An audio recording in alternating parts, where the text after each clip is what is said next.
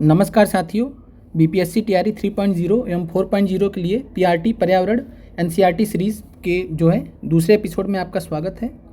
आज की कक्षा में हम आपके लिए एनसीईआरटी 10th का पर्यावरण का मैराथन लेके आए हैं और साथ में हम आपके लिए टीआरई 1 के जो सभी एनसीईआरटी के पीआईक्यूज आपसे पूछे गए थे। टीआरई 1 एग्जाम की खास बात थी कि जो 10th एनसीईआरटी है पर्यावरण से रिलेटेड यहाँ पे 3 चैप्टर्स हैं और उन तीनों चैप्टर्स को हम यहाँ पे आपको सारांश समझाएंगे, बताएंगे और साथ में इन प्रश्नों को भी एनालिसिस देखेंगे। और 2 सेट के पेपर हुए थे यहाँ पे, सेट ए और सेट ई। कई लोगों को सेट ई के बारे में मालूम नहीं है, तो यहाँ 2 सेट पेपर हुए थे। आइए पहले उन प्रश्नों को देखते हैं, उसके बाद हम एनसीईआरटी 10th के मैराथन पे जाएंगे। और आप लोगों की जानकारी के लिए बता दें कि हमने आपके लिए क्विज सेक्शन में प्रश्नों को ऐड करना स्टार्ट कर दिया, तो जिन लोगों ने अभी तक नहीं देखा वो जरूर देख लें। और साथ में शॉर्ट सेक्शन में, चैनल के शॉर्ट सेक्शन में जाके आप शुरू से लेकर अभी तक के सभी वीडियोस देख लें, बहुत ही हेल्पफुल है और लास्ट टाइम में आपके लिए रिवीजन के लिए बहुत हेल्पफुल रहेंगे। 1 मिनट के वीडियोज़ होते हैं और 1 मिनट में आपको बहुत कुछ सीखने को मिलता है, जो एग्ज़ाम दृष्टि से आपके लिए बहुत महत्वपूर्ण है। आते हैं, पहला सवाल है, निम्नलिखित में से कौन सा पारिस्थितिक तंत्र में गैसीय जैव भू रासायनिक चक्र नहीं है?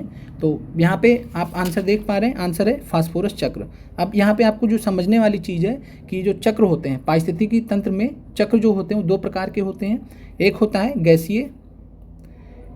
गैसीय जैव भू रासायनिक चक्र होते हैं और 2 प्रकार के चक्र होते हैं। एक होता है गैसीय जैव भू रासायनिक चक्र और दूसरा होता है अवसादी चक्र।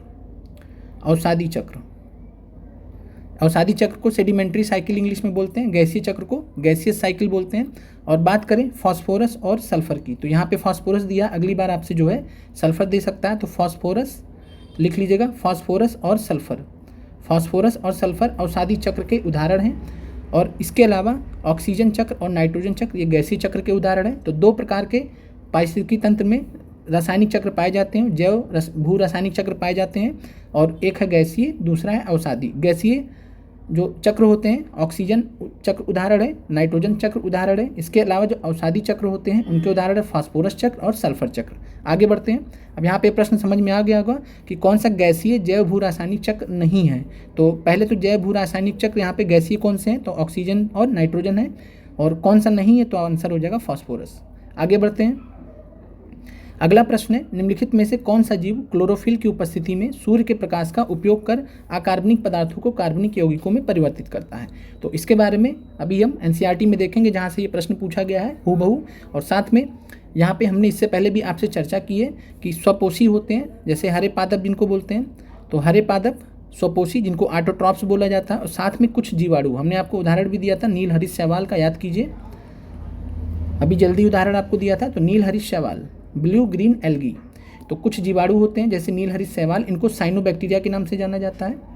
और तो जो स्वपोषी होते हैं यानी हरे पादप और कुछ जीवाणु, ये ऐसे लोग होते हैं जो क्लोरोफिल की उपस्थिति में सूर्य के प्रकाश का उपयोग करके फोटोसिंथेसिस की प्रक्रिया, प्रकाश संश्लेषण की प्रक्रिया को संपन्न कर सकते हैं। और इसमें क्या होता है, अकार्बनिक पदार्थों को कार्बनिक पदार्थों में परिवर्तन होता है इस प्रक्रिया में। तो यहाँ पे आपका आंसर हो जाएगा स्वपोषी और कुछ जीवाणु। ये आपको प्रश्न समझ में आ गया होगा। और यहाँ पे जंतु नहीं हो सकता क्योंकि जंतु निर्भर होता है। अब आगे बढ़ते हैं।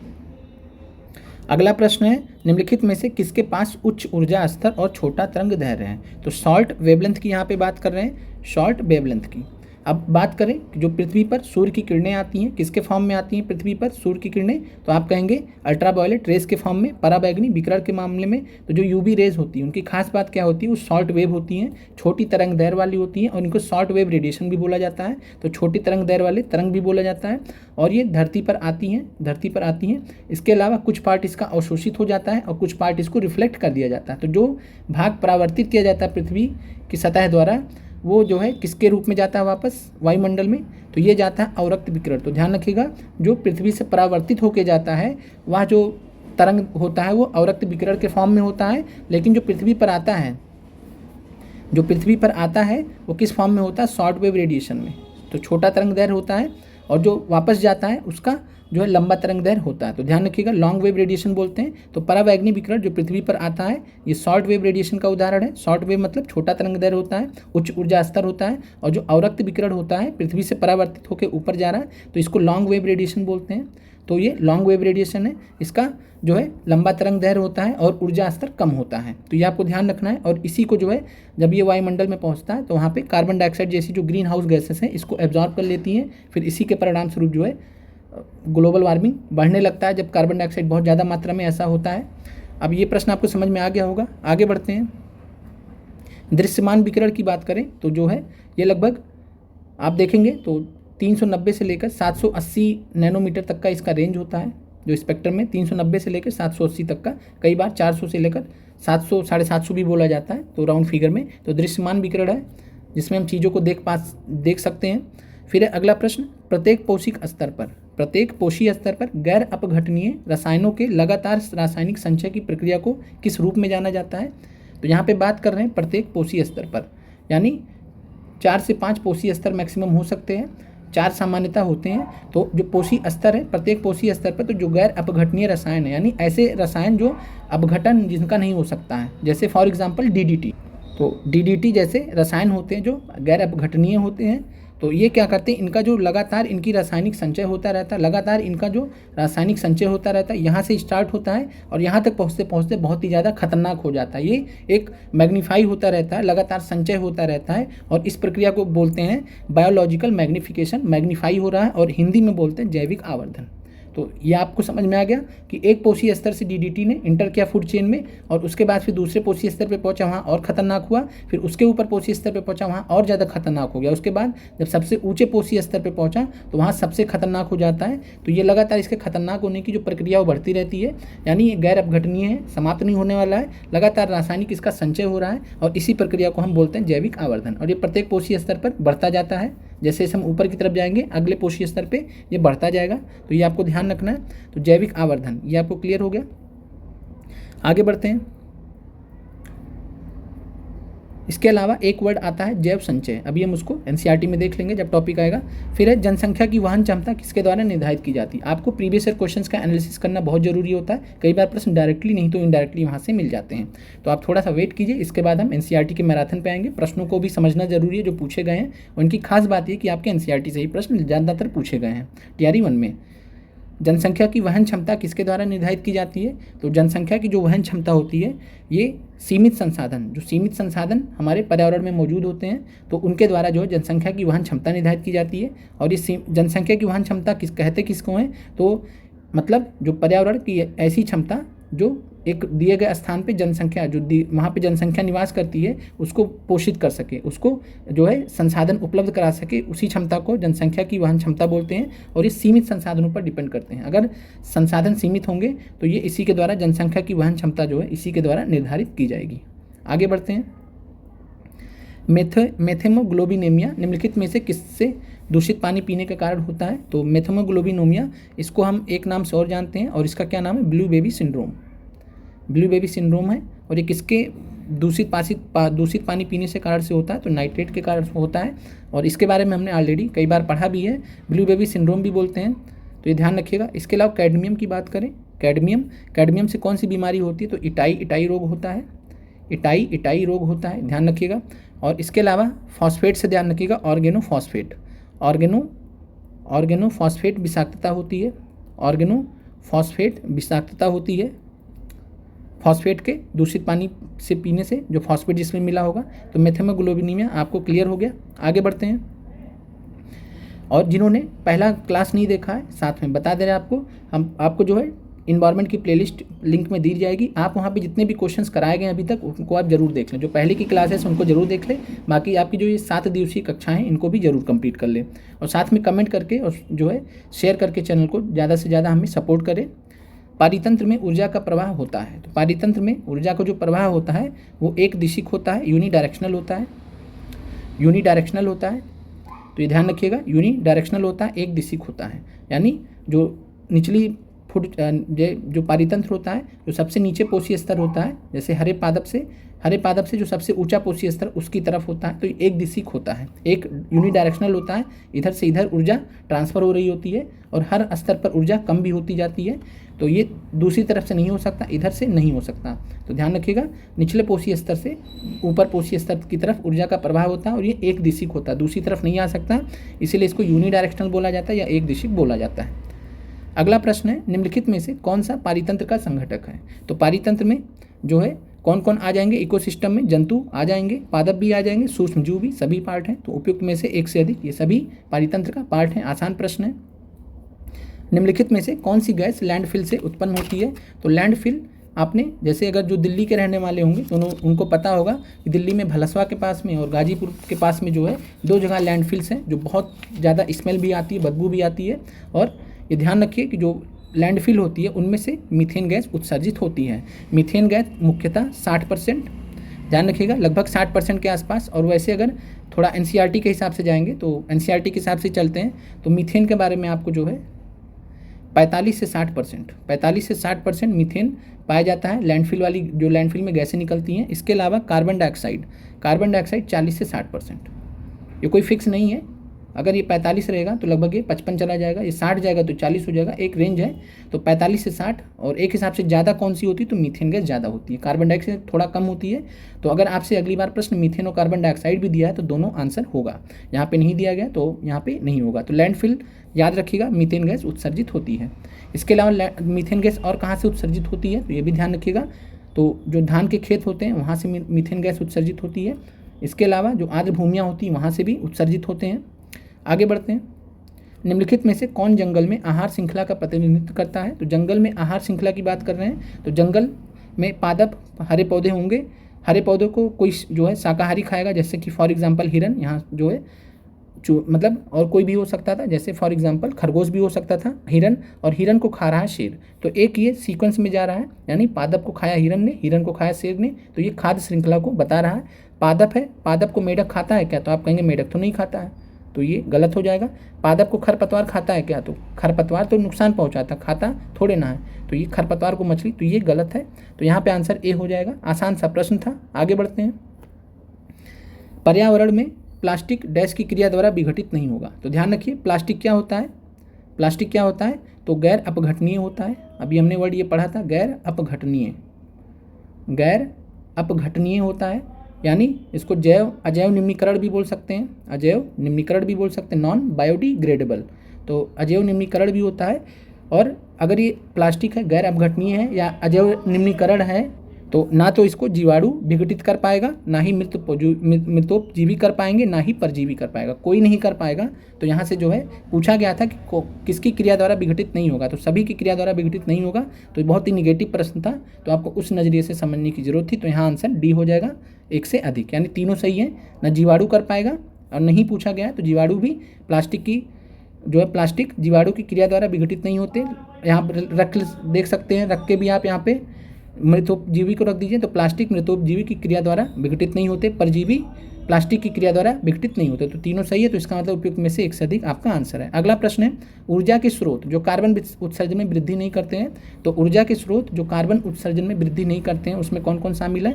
तो सौर सेल, ध्यान रखिएगा, सौर सेल ये कार्बन उत्सर्जन में वृद्धि नहीं करते हैं, अच्छे माने जाते हैं।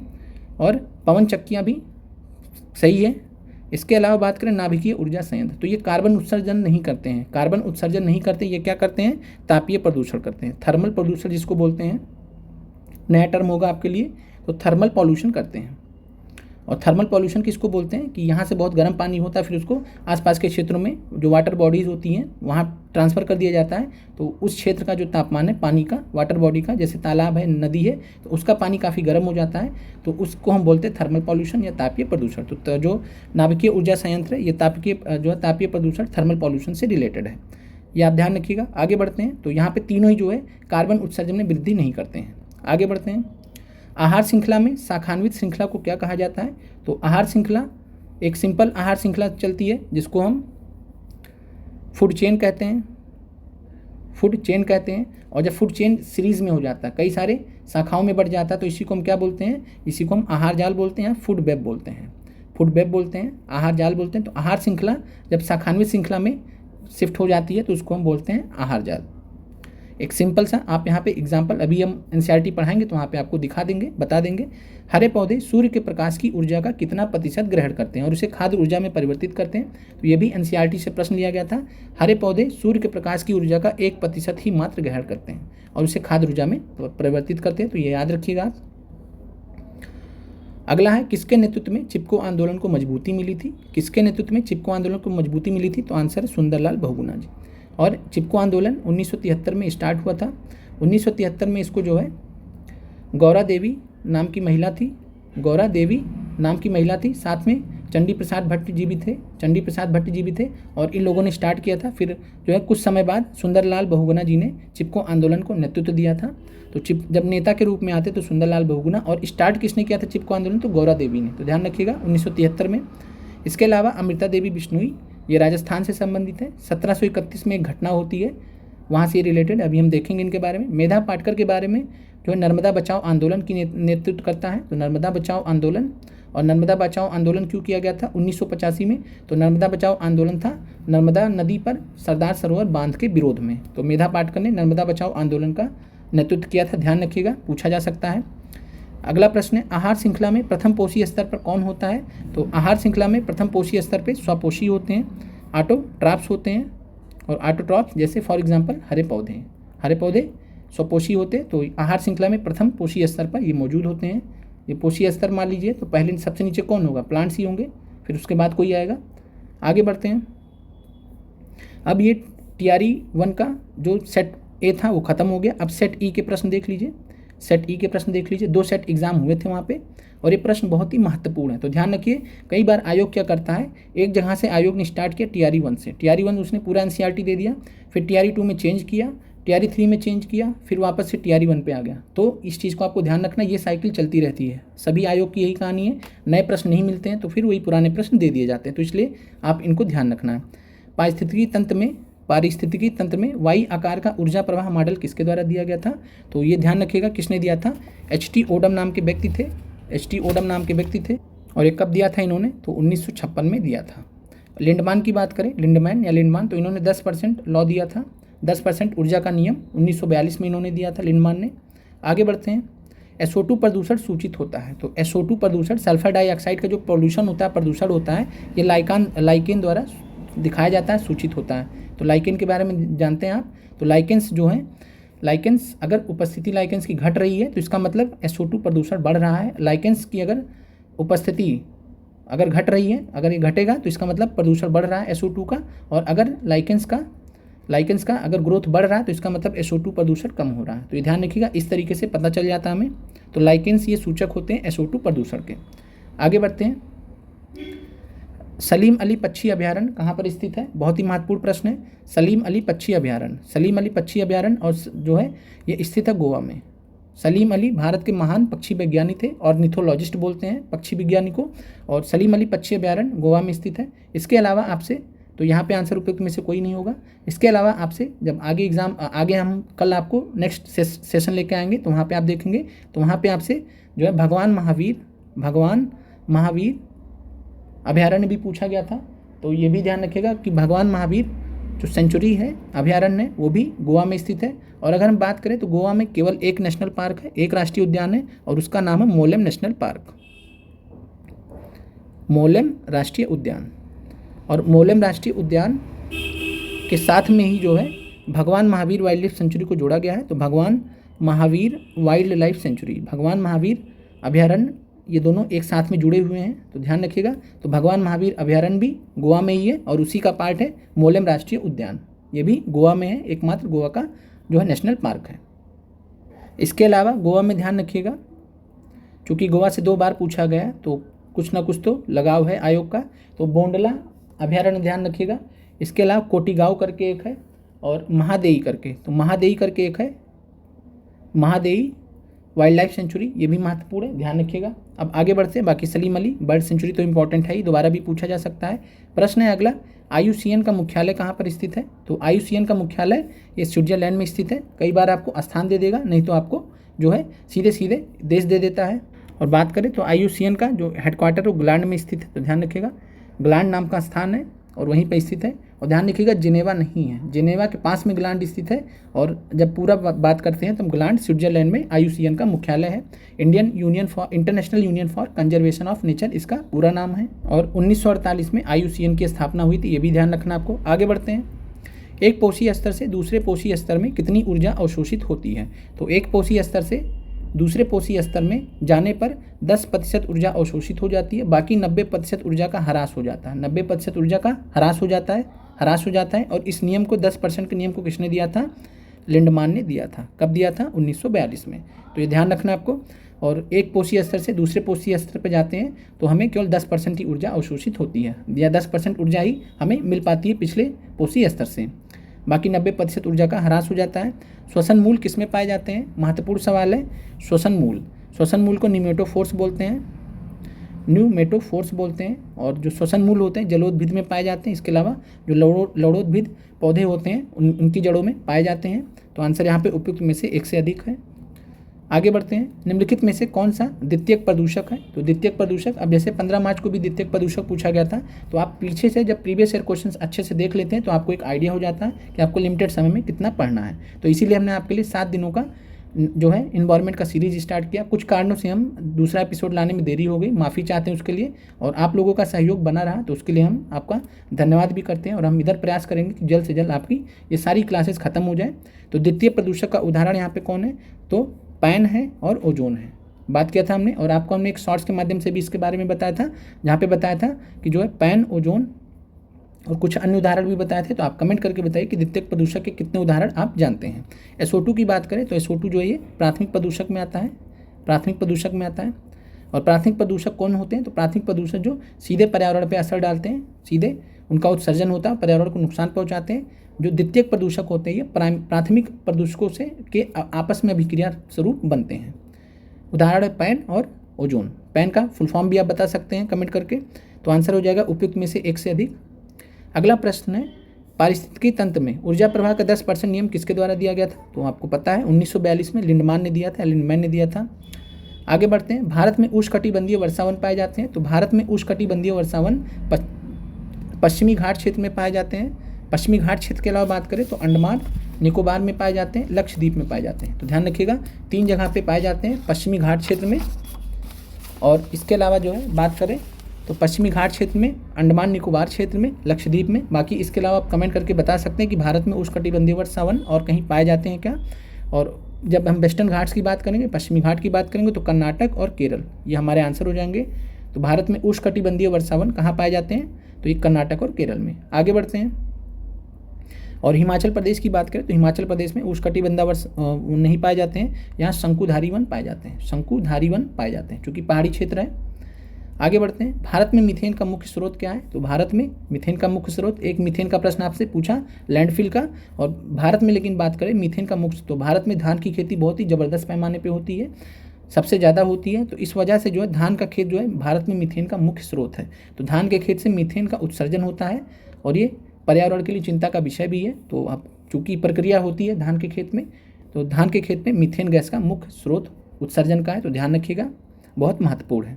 फिर है, वायुमंडल की किस परत का तापमान सबसे कम होता है। तो इस क्वेश्चन तो आपको बहुत आसान लग रहा होगा अगर आप हमसे जुड़े हुए हैं, और नहीं भी जुड़े हुए तब भी आपने कहीं ना कहीं तो पढ़ा ही होगा कि जो है सबसे निचला मंडल होता है क्षोभ मंडल, फिर उसके ऊपर आता है समताप मंडल, समताप मंडल के ऊपर आता है मध्य मंडल। तो सबसे पहले आता है क्षोभ मंडल, देन आता है समताप मंडल, और समताप मंडल के बाद क्या आता है मध्य मंडल। और मध्य मंडल के बारे में हमने आपको NCERT ज्योग्राफी से भी बताया, वैसे भी कई बार बताया कि मध्य मंडल का तापमान -80 डिग्री सेल्सियस होता है सबसे कम। तो -80 डिग्री सेल्सियस तक टेम्परेचर मध्य मंडल का जा सकता है। समताप मंडल में क्या पाया जाता है, तो समताप मंडल में ओजोन पाया जाता है, ओजोन परत पाई जाती है। इसके अलावा जो हवाई जहाज इसी मंडल में उड़ते हैं, क्षोभ मंडल में जो मौसमी घटनाएं बादल वादल बनने की, बारिश वारिश होने की, सब क्षोभ मंडल में होती है। तो ध्यान रखिएगा मध्य मंडल सबसे ठंडा मंडल माना गया है। और आप जो है कमेंट करके और एक्स्ट्रा जानकारी आप और सबको देना चाहें तो बिल्कुल दे सकते हैं, स्वागत है आपका कमेंट करके, अगर आपने NCERT ज्योग्राफी में अच्छे से पढ़ा है। और जो लोग अभी नए जुड़े हैं, अभी भी आपके पास मौका है, एकलव्य सीरीज में जाइए, वहाँ आपको 7th और 8th NCERT बेस्ट तरीके से साइंस की कंप्लीट कराई गई, उसको कर लीजिए। 6-7 का आप जो है कम से कम 6-7 का आप जो है ज्योग्राफी NCERT कंप्लीट कर लीजिए। इसके अलावा अगर आपको ज्योग्राफी NCERT देखनी है तो हमने अलग से प्लेलिस्ट भी NCERT की बनाई है, आप प्लेलिस्ट में जाके आराम से चेक कर सकते हैं, लेकिन अभी उतना टाइम नहीं है। 6-7 NCERT आप पढ़ लीजिए, 1 घंटे में 6 NCERT, 1-1.5 घंटे में 7 NCERT, और बहुत सारी चीज़ें आपको ज्योग्राफी से रिलेटेड क्लियर हो जाएंगी। एकलव्य सीरीज में इन वीडियोज़ को डाला गया। इसके अलावा BPSC एग्रीकल्चर का पेपर हुआ था, बहुत ही तगड़ा पेपर हुआ था 1 मार्च 2024 को, 15 मार्च एग्जाम पहले से तगड़ा पेपर आया था, हमने पूरा सॉल्व कराया जीएस के प्रश्नों को। मैथ के प्रश्नों को ऑलरेडी हमने सॉल्व करा दिया, मैथ रीजनिंग के, जीएस प्रश्नों को हमने थोड़ा पहले सॉल्व कराया था। तो ये भी आपका जो है आप देखिएगा प्लेलिस्ट में जाइएगा, एकलव्य प्लेलिस्ट में थोड़ा नीचे स्क्रॉल करके, तो वहाँ बीपीएससी एग्रीकल्चर का पेपर आपको सोल्यूशन मिल जाएगा, उसको जरूर देख लीजिएगा, आपके परीक्षा दृष्टि के लिए बहुत ही महत्वपूर्ण है। तो वायुमंडल की सबसे किस परत का सबसे कम तापमान है? मध्यमंडल। आगे बढ़ते हैं। क्रमिक पोषी स्तर में विषाक्त पदार्थों की सांद्रता में वृद्धि को क्या कहा जाता है? तो वही प्रश्न है जो अभी हमने देखा था, वहाँ पे थोड़ा सा शब्द चेंज था, यहाँ चेंज है। क्रमिक पोषी स्तर पर विषाक्त पदार्थ की सांद्रता की वृद्धि को क्या कहा जाता है? तो वही आंसर है जैव आवर्धन। आंसर आपका सबसे बेस्ट एग्जाम्पल डीडीटी है, और जैव आवर्धन यहाँ पे दोनों में ही पूछा गया है। फिर अगला प्रश्न है, निम्नलिखित में से कौन सी शुष्कतारंभी अनुकरण में अग्रगामी प्रजाति के रूप में कार्य करते हैं? तो शुष्कतारंभी अनुक्रमण को हम बोलते हैं जेरार्क सक्सेजन बोलते हैं, और ये इंग्लिश टर्म है जेरार्क सक्सेजन। और जेरार्क सक्सेजन का मतलब ये ऐसा होता है कि मान लीजिए कोई चट्टान है, चट्टानी सतह है जहाँ पे कोई पेड़ पौधा नहीं है, कोई घास नहीं है, कुछ भी नहीं है, तो ऐसे क्षेत्रों में सबसे पहले कौन सी प्रजाति आती है? जो सबसे पहले जो प्रजाति आती है उसको हम अग्रगामी प्रजाति बोलते हैं, इंग्लिश में पायनियर स्पीसीज बोलते हैं, जो सबसे पहले आएगा। और ये क्यों आते हैं? तो ये आते हैं आगे की व्यवस्था करने के लिए। तो अग्रगामी प्रजाति आगे की व्यवस्था करने के लिए आते हैं, उनमें लाइकेन और मॉस। तो ध्यान रखिएगा, लाइकेन और मॉस को भी ऐसे ही लिखा जाता है। तो लाइकेन और मॉस जो है ये किसी भी चट्टानी सतह पर उग जाते हैं। आपने कई सारे चट्टानों पर देखा भी होगा, काई लगी होती है, काई ही लाइकेन होते हैं। तो लाइकेन और मॉस अग्रगामी प्रजाति के रूप में कार्य करते हैं। समझ में आ गया होगा आपको। फिर इनके बाद जो है कुछ बैक्टीरिया वगैरह आते हैं, तो कुछ कीड़े मतलब कुछ आते हैं, तो धीरे धीरे मिट्टी टूटती है, मिट्टी टूटेगी, फिर मिट्टी टूटेगी तो वहाँ से कुछ छोटे मोटे जो है ग्रासेस आएंगी, घास आएंगे, फिर उसके बाद पौधे आएंगे, फिर वृक्ष आएंगे, एक पूरी कम्युनिटी डेवलप होती है। तो एक प्रक्रिया होती है। तो और उसमें जो सबसे पहले आते हैं उनको हम अग्रगामी प्रजाति बोलते हैं।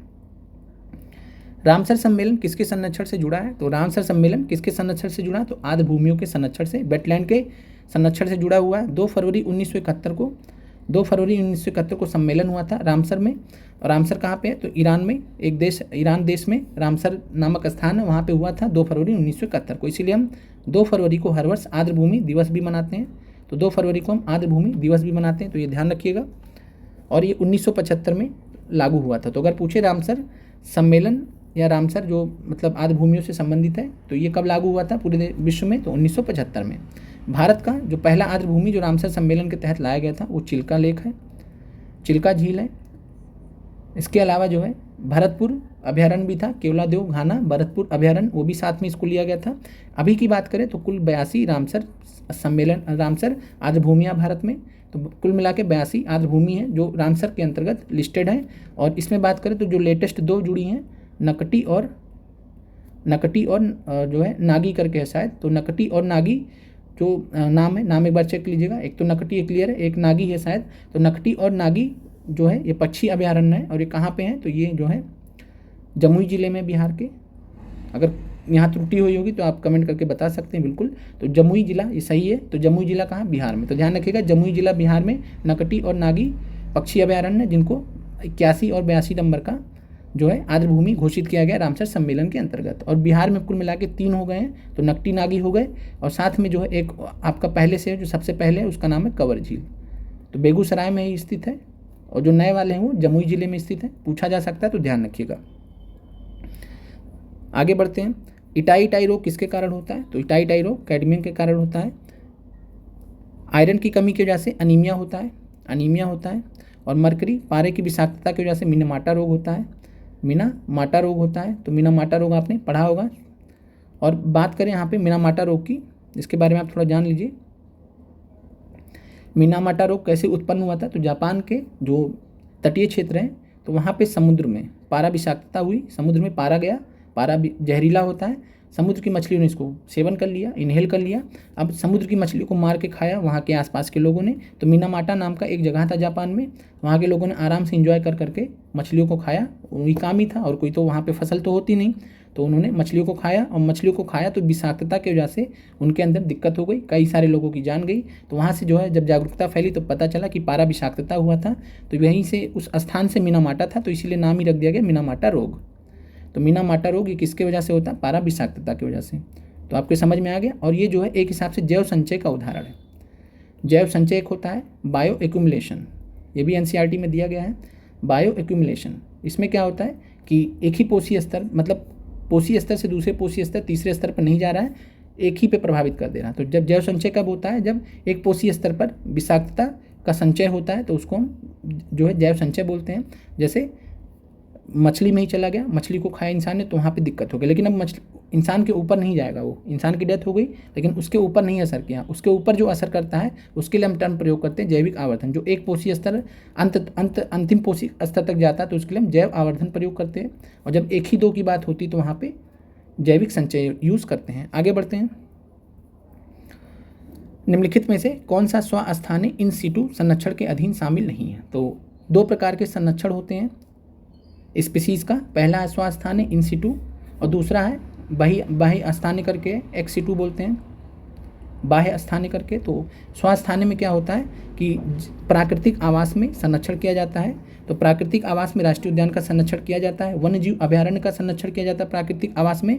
इसके अलावा बायोस्फीयर रिजर्व का, तो ध्यान रखिएगा, बायोस्फीयर रिजर्व का भी जो है प्राकृतिक आवास में संचय किया जाता है।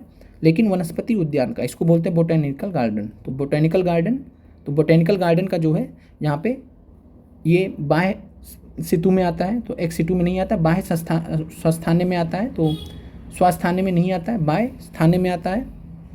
और इसका मतलब क्या होता है कि ये प्राकृतिक आवास से अलग कहीं एक जगह पे स्थापित किया जाता है जो है आर्टिफिशियल मानव निर्मित तरीके से। तो वनस्पति उद्यान उदाहरण है जो है बाह्य स्थान्य का। इसके अलावा और क्या उदाहरण हो सकता है, तो चिड़ियाघर है, जीन बैंक वगैरह होते हैं। तो ये उदाहरण अभी हम इनको देखेंगे आगे भी।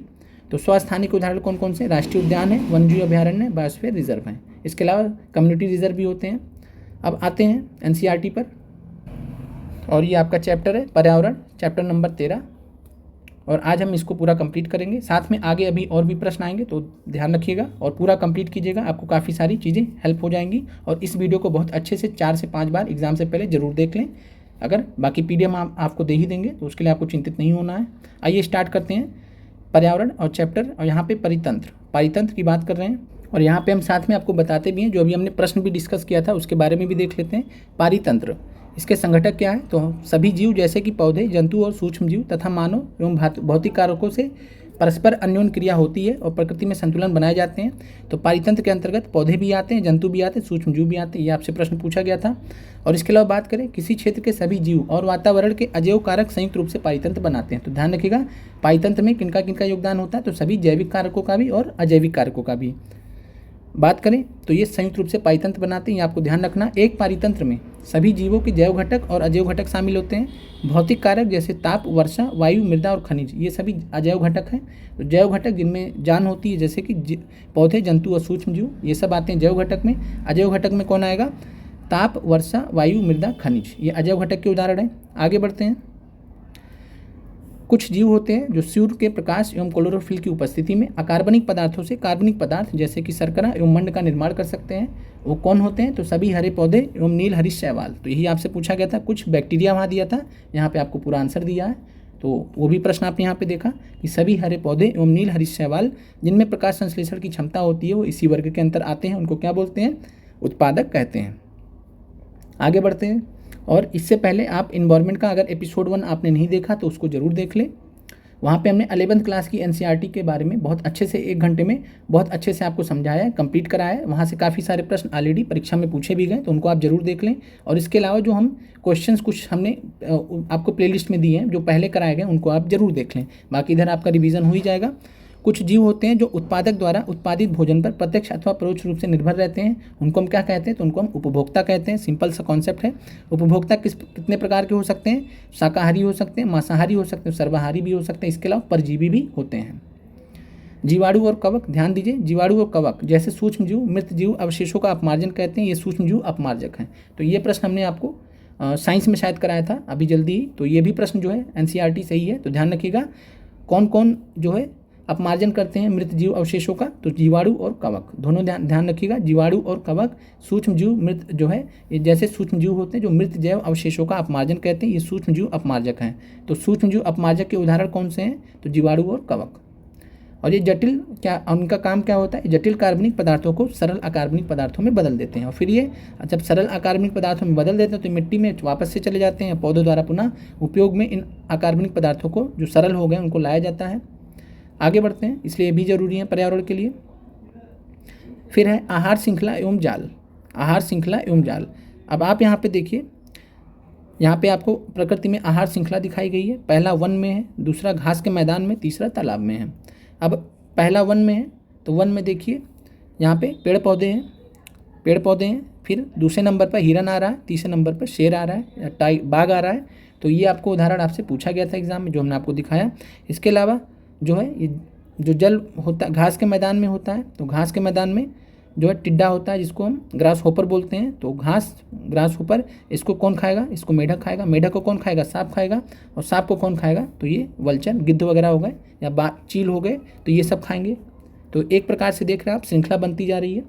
इसके अलावा आप जो है तीसरा है तालाब में क्या होता है, तो तालाब में जो है जलीय पौधे होंगे, उनको खाने वाले कुछ होंगे छोटे छोटे, और फिर उनको भी खाने वाले होंगे, मछलियाँ होंगी, और फिर इनको जो है बगुला खाएगा। तो एक सीक्वेंस बताया गया है। और आहार श्रृंखला और जाल को समझते हैं। तो आहार श्रृंखला फूड चेन को बोलते हैं, आहार जाल फूड वेब को बोलते हैं। जीवों की एक श्रृंखला जो एक दूसरे का आहार करते हैं, इन्हीं को हम आहार श्रृंखला बोलते हैं। विभिन्न जैविक स्तरों पर भाग लेने वाले जीवों की यह श्रृंखला आहार श्रृंखला का निर्माण करती है। आगे बढ़ते हैं।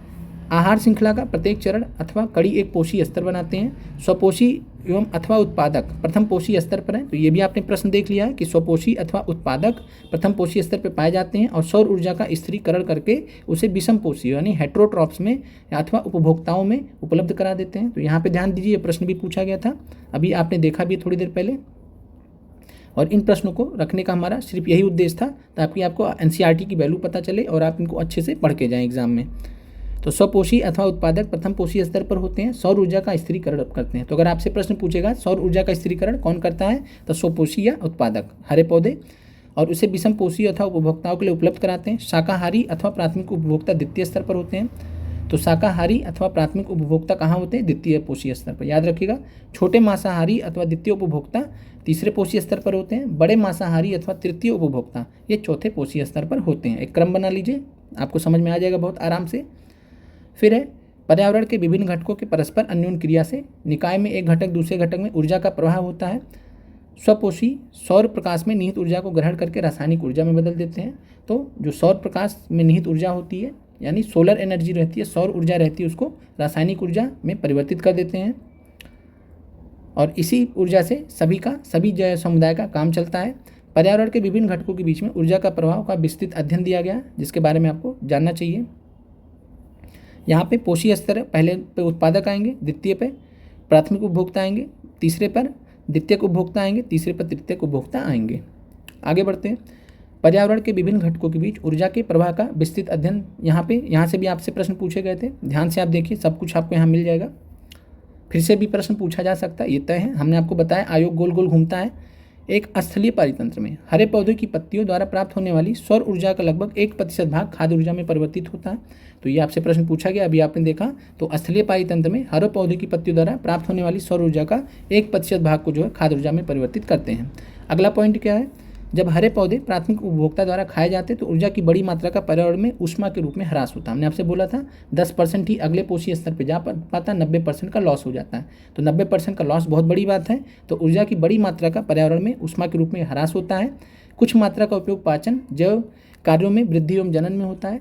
अब खाए हुए भोजन की मात्रा का, जो भोजन एक पोषी स्तर पर खाया गया है, उसका लगभग 10% ही अगले पे जा पाता है, 10% ही जैव मात्रा में बदल पाता है और अगले स्तर के उपभोक्ता को उपलब्ध हो पाता है। तो ये आपको कॉन्सेप्ट समझ में आ गया होगा 10% का, कि जो एक पोषी स्तर पर खाया गया भोजन, उसकी मात्रा का लगभग 10% ही जैव मात्रा में अगले में पोषी स्तर में ट्रांसफर हो पाता है। प्रत्येक पोषी स्तर पर उपलब्ध कार्बनिक पदार्थों की मात्रा का औसतन 10% ही उपभोक्ता के अगले स्तर पर पहुंचता है। तो प्रत्येक स्तर पर उपलब्ध कार्बनिक पदार्थों की मात्रा का औसतन 10% ही उपभोक्ता के अगले स्तर पर पहुंचता है। और यही है 10% लॉ, 10% नियम है, जिसको लिंडमान ने दिया था। और इसका कारण क्या होता है? तो कारण भी दिया गया, क्योंकि उपभोक्ता के अगले स्तर के लिए ऊर्जा की बहुत कम मात्रा उपलब्ध हो पाती है। अतः आहार श्रृंखला सामान्यतः 3 अथवा 4 चरण की होती है और प्रत्येक चरण पर ऊर्जा का ह्रास बहुत ज़्यादा होता है, 90% चला जा रहा है।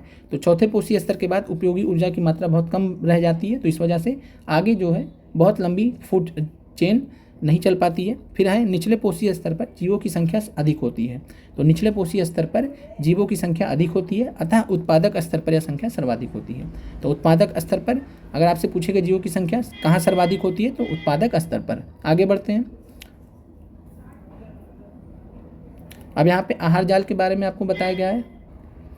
एक सीधी आहार श्रृंखला के बजाय जीवों के मध्य आहार संबंध शाखान्वित होते हैं और शाखान्वित श्रृंखलाओं का एक जाल बनाते हैं, जिन्हें हम आहार जाल कहते हैं, फूड वेब कहते हैं। तो ये सिंपल सा कॉन्सेप्ट है, यहाँ पे आपको दिया गया है। और कई सारे फूड चेन्स हैं,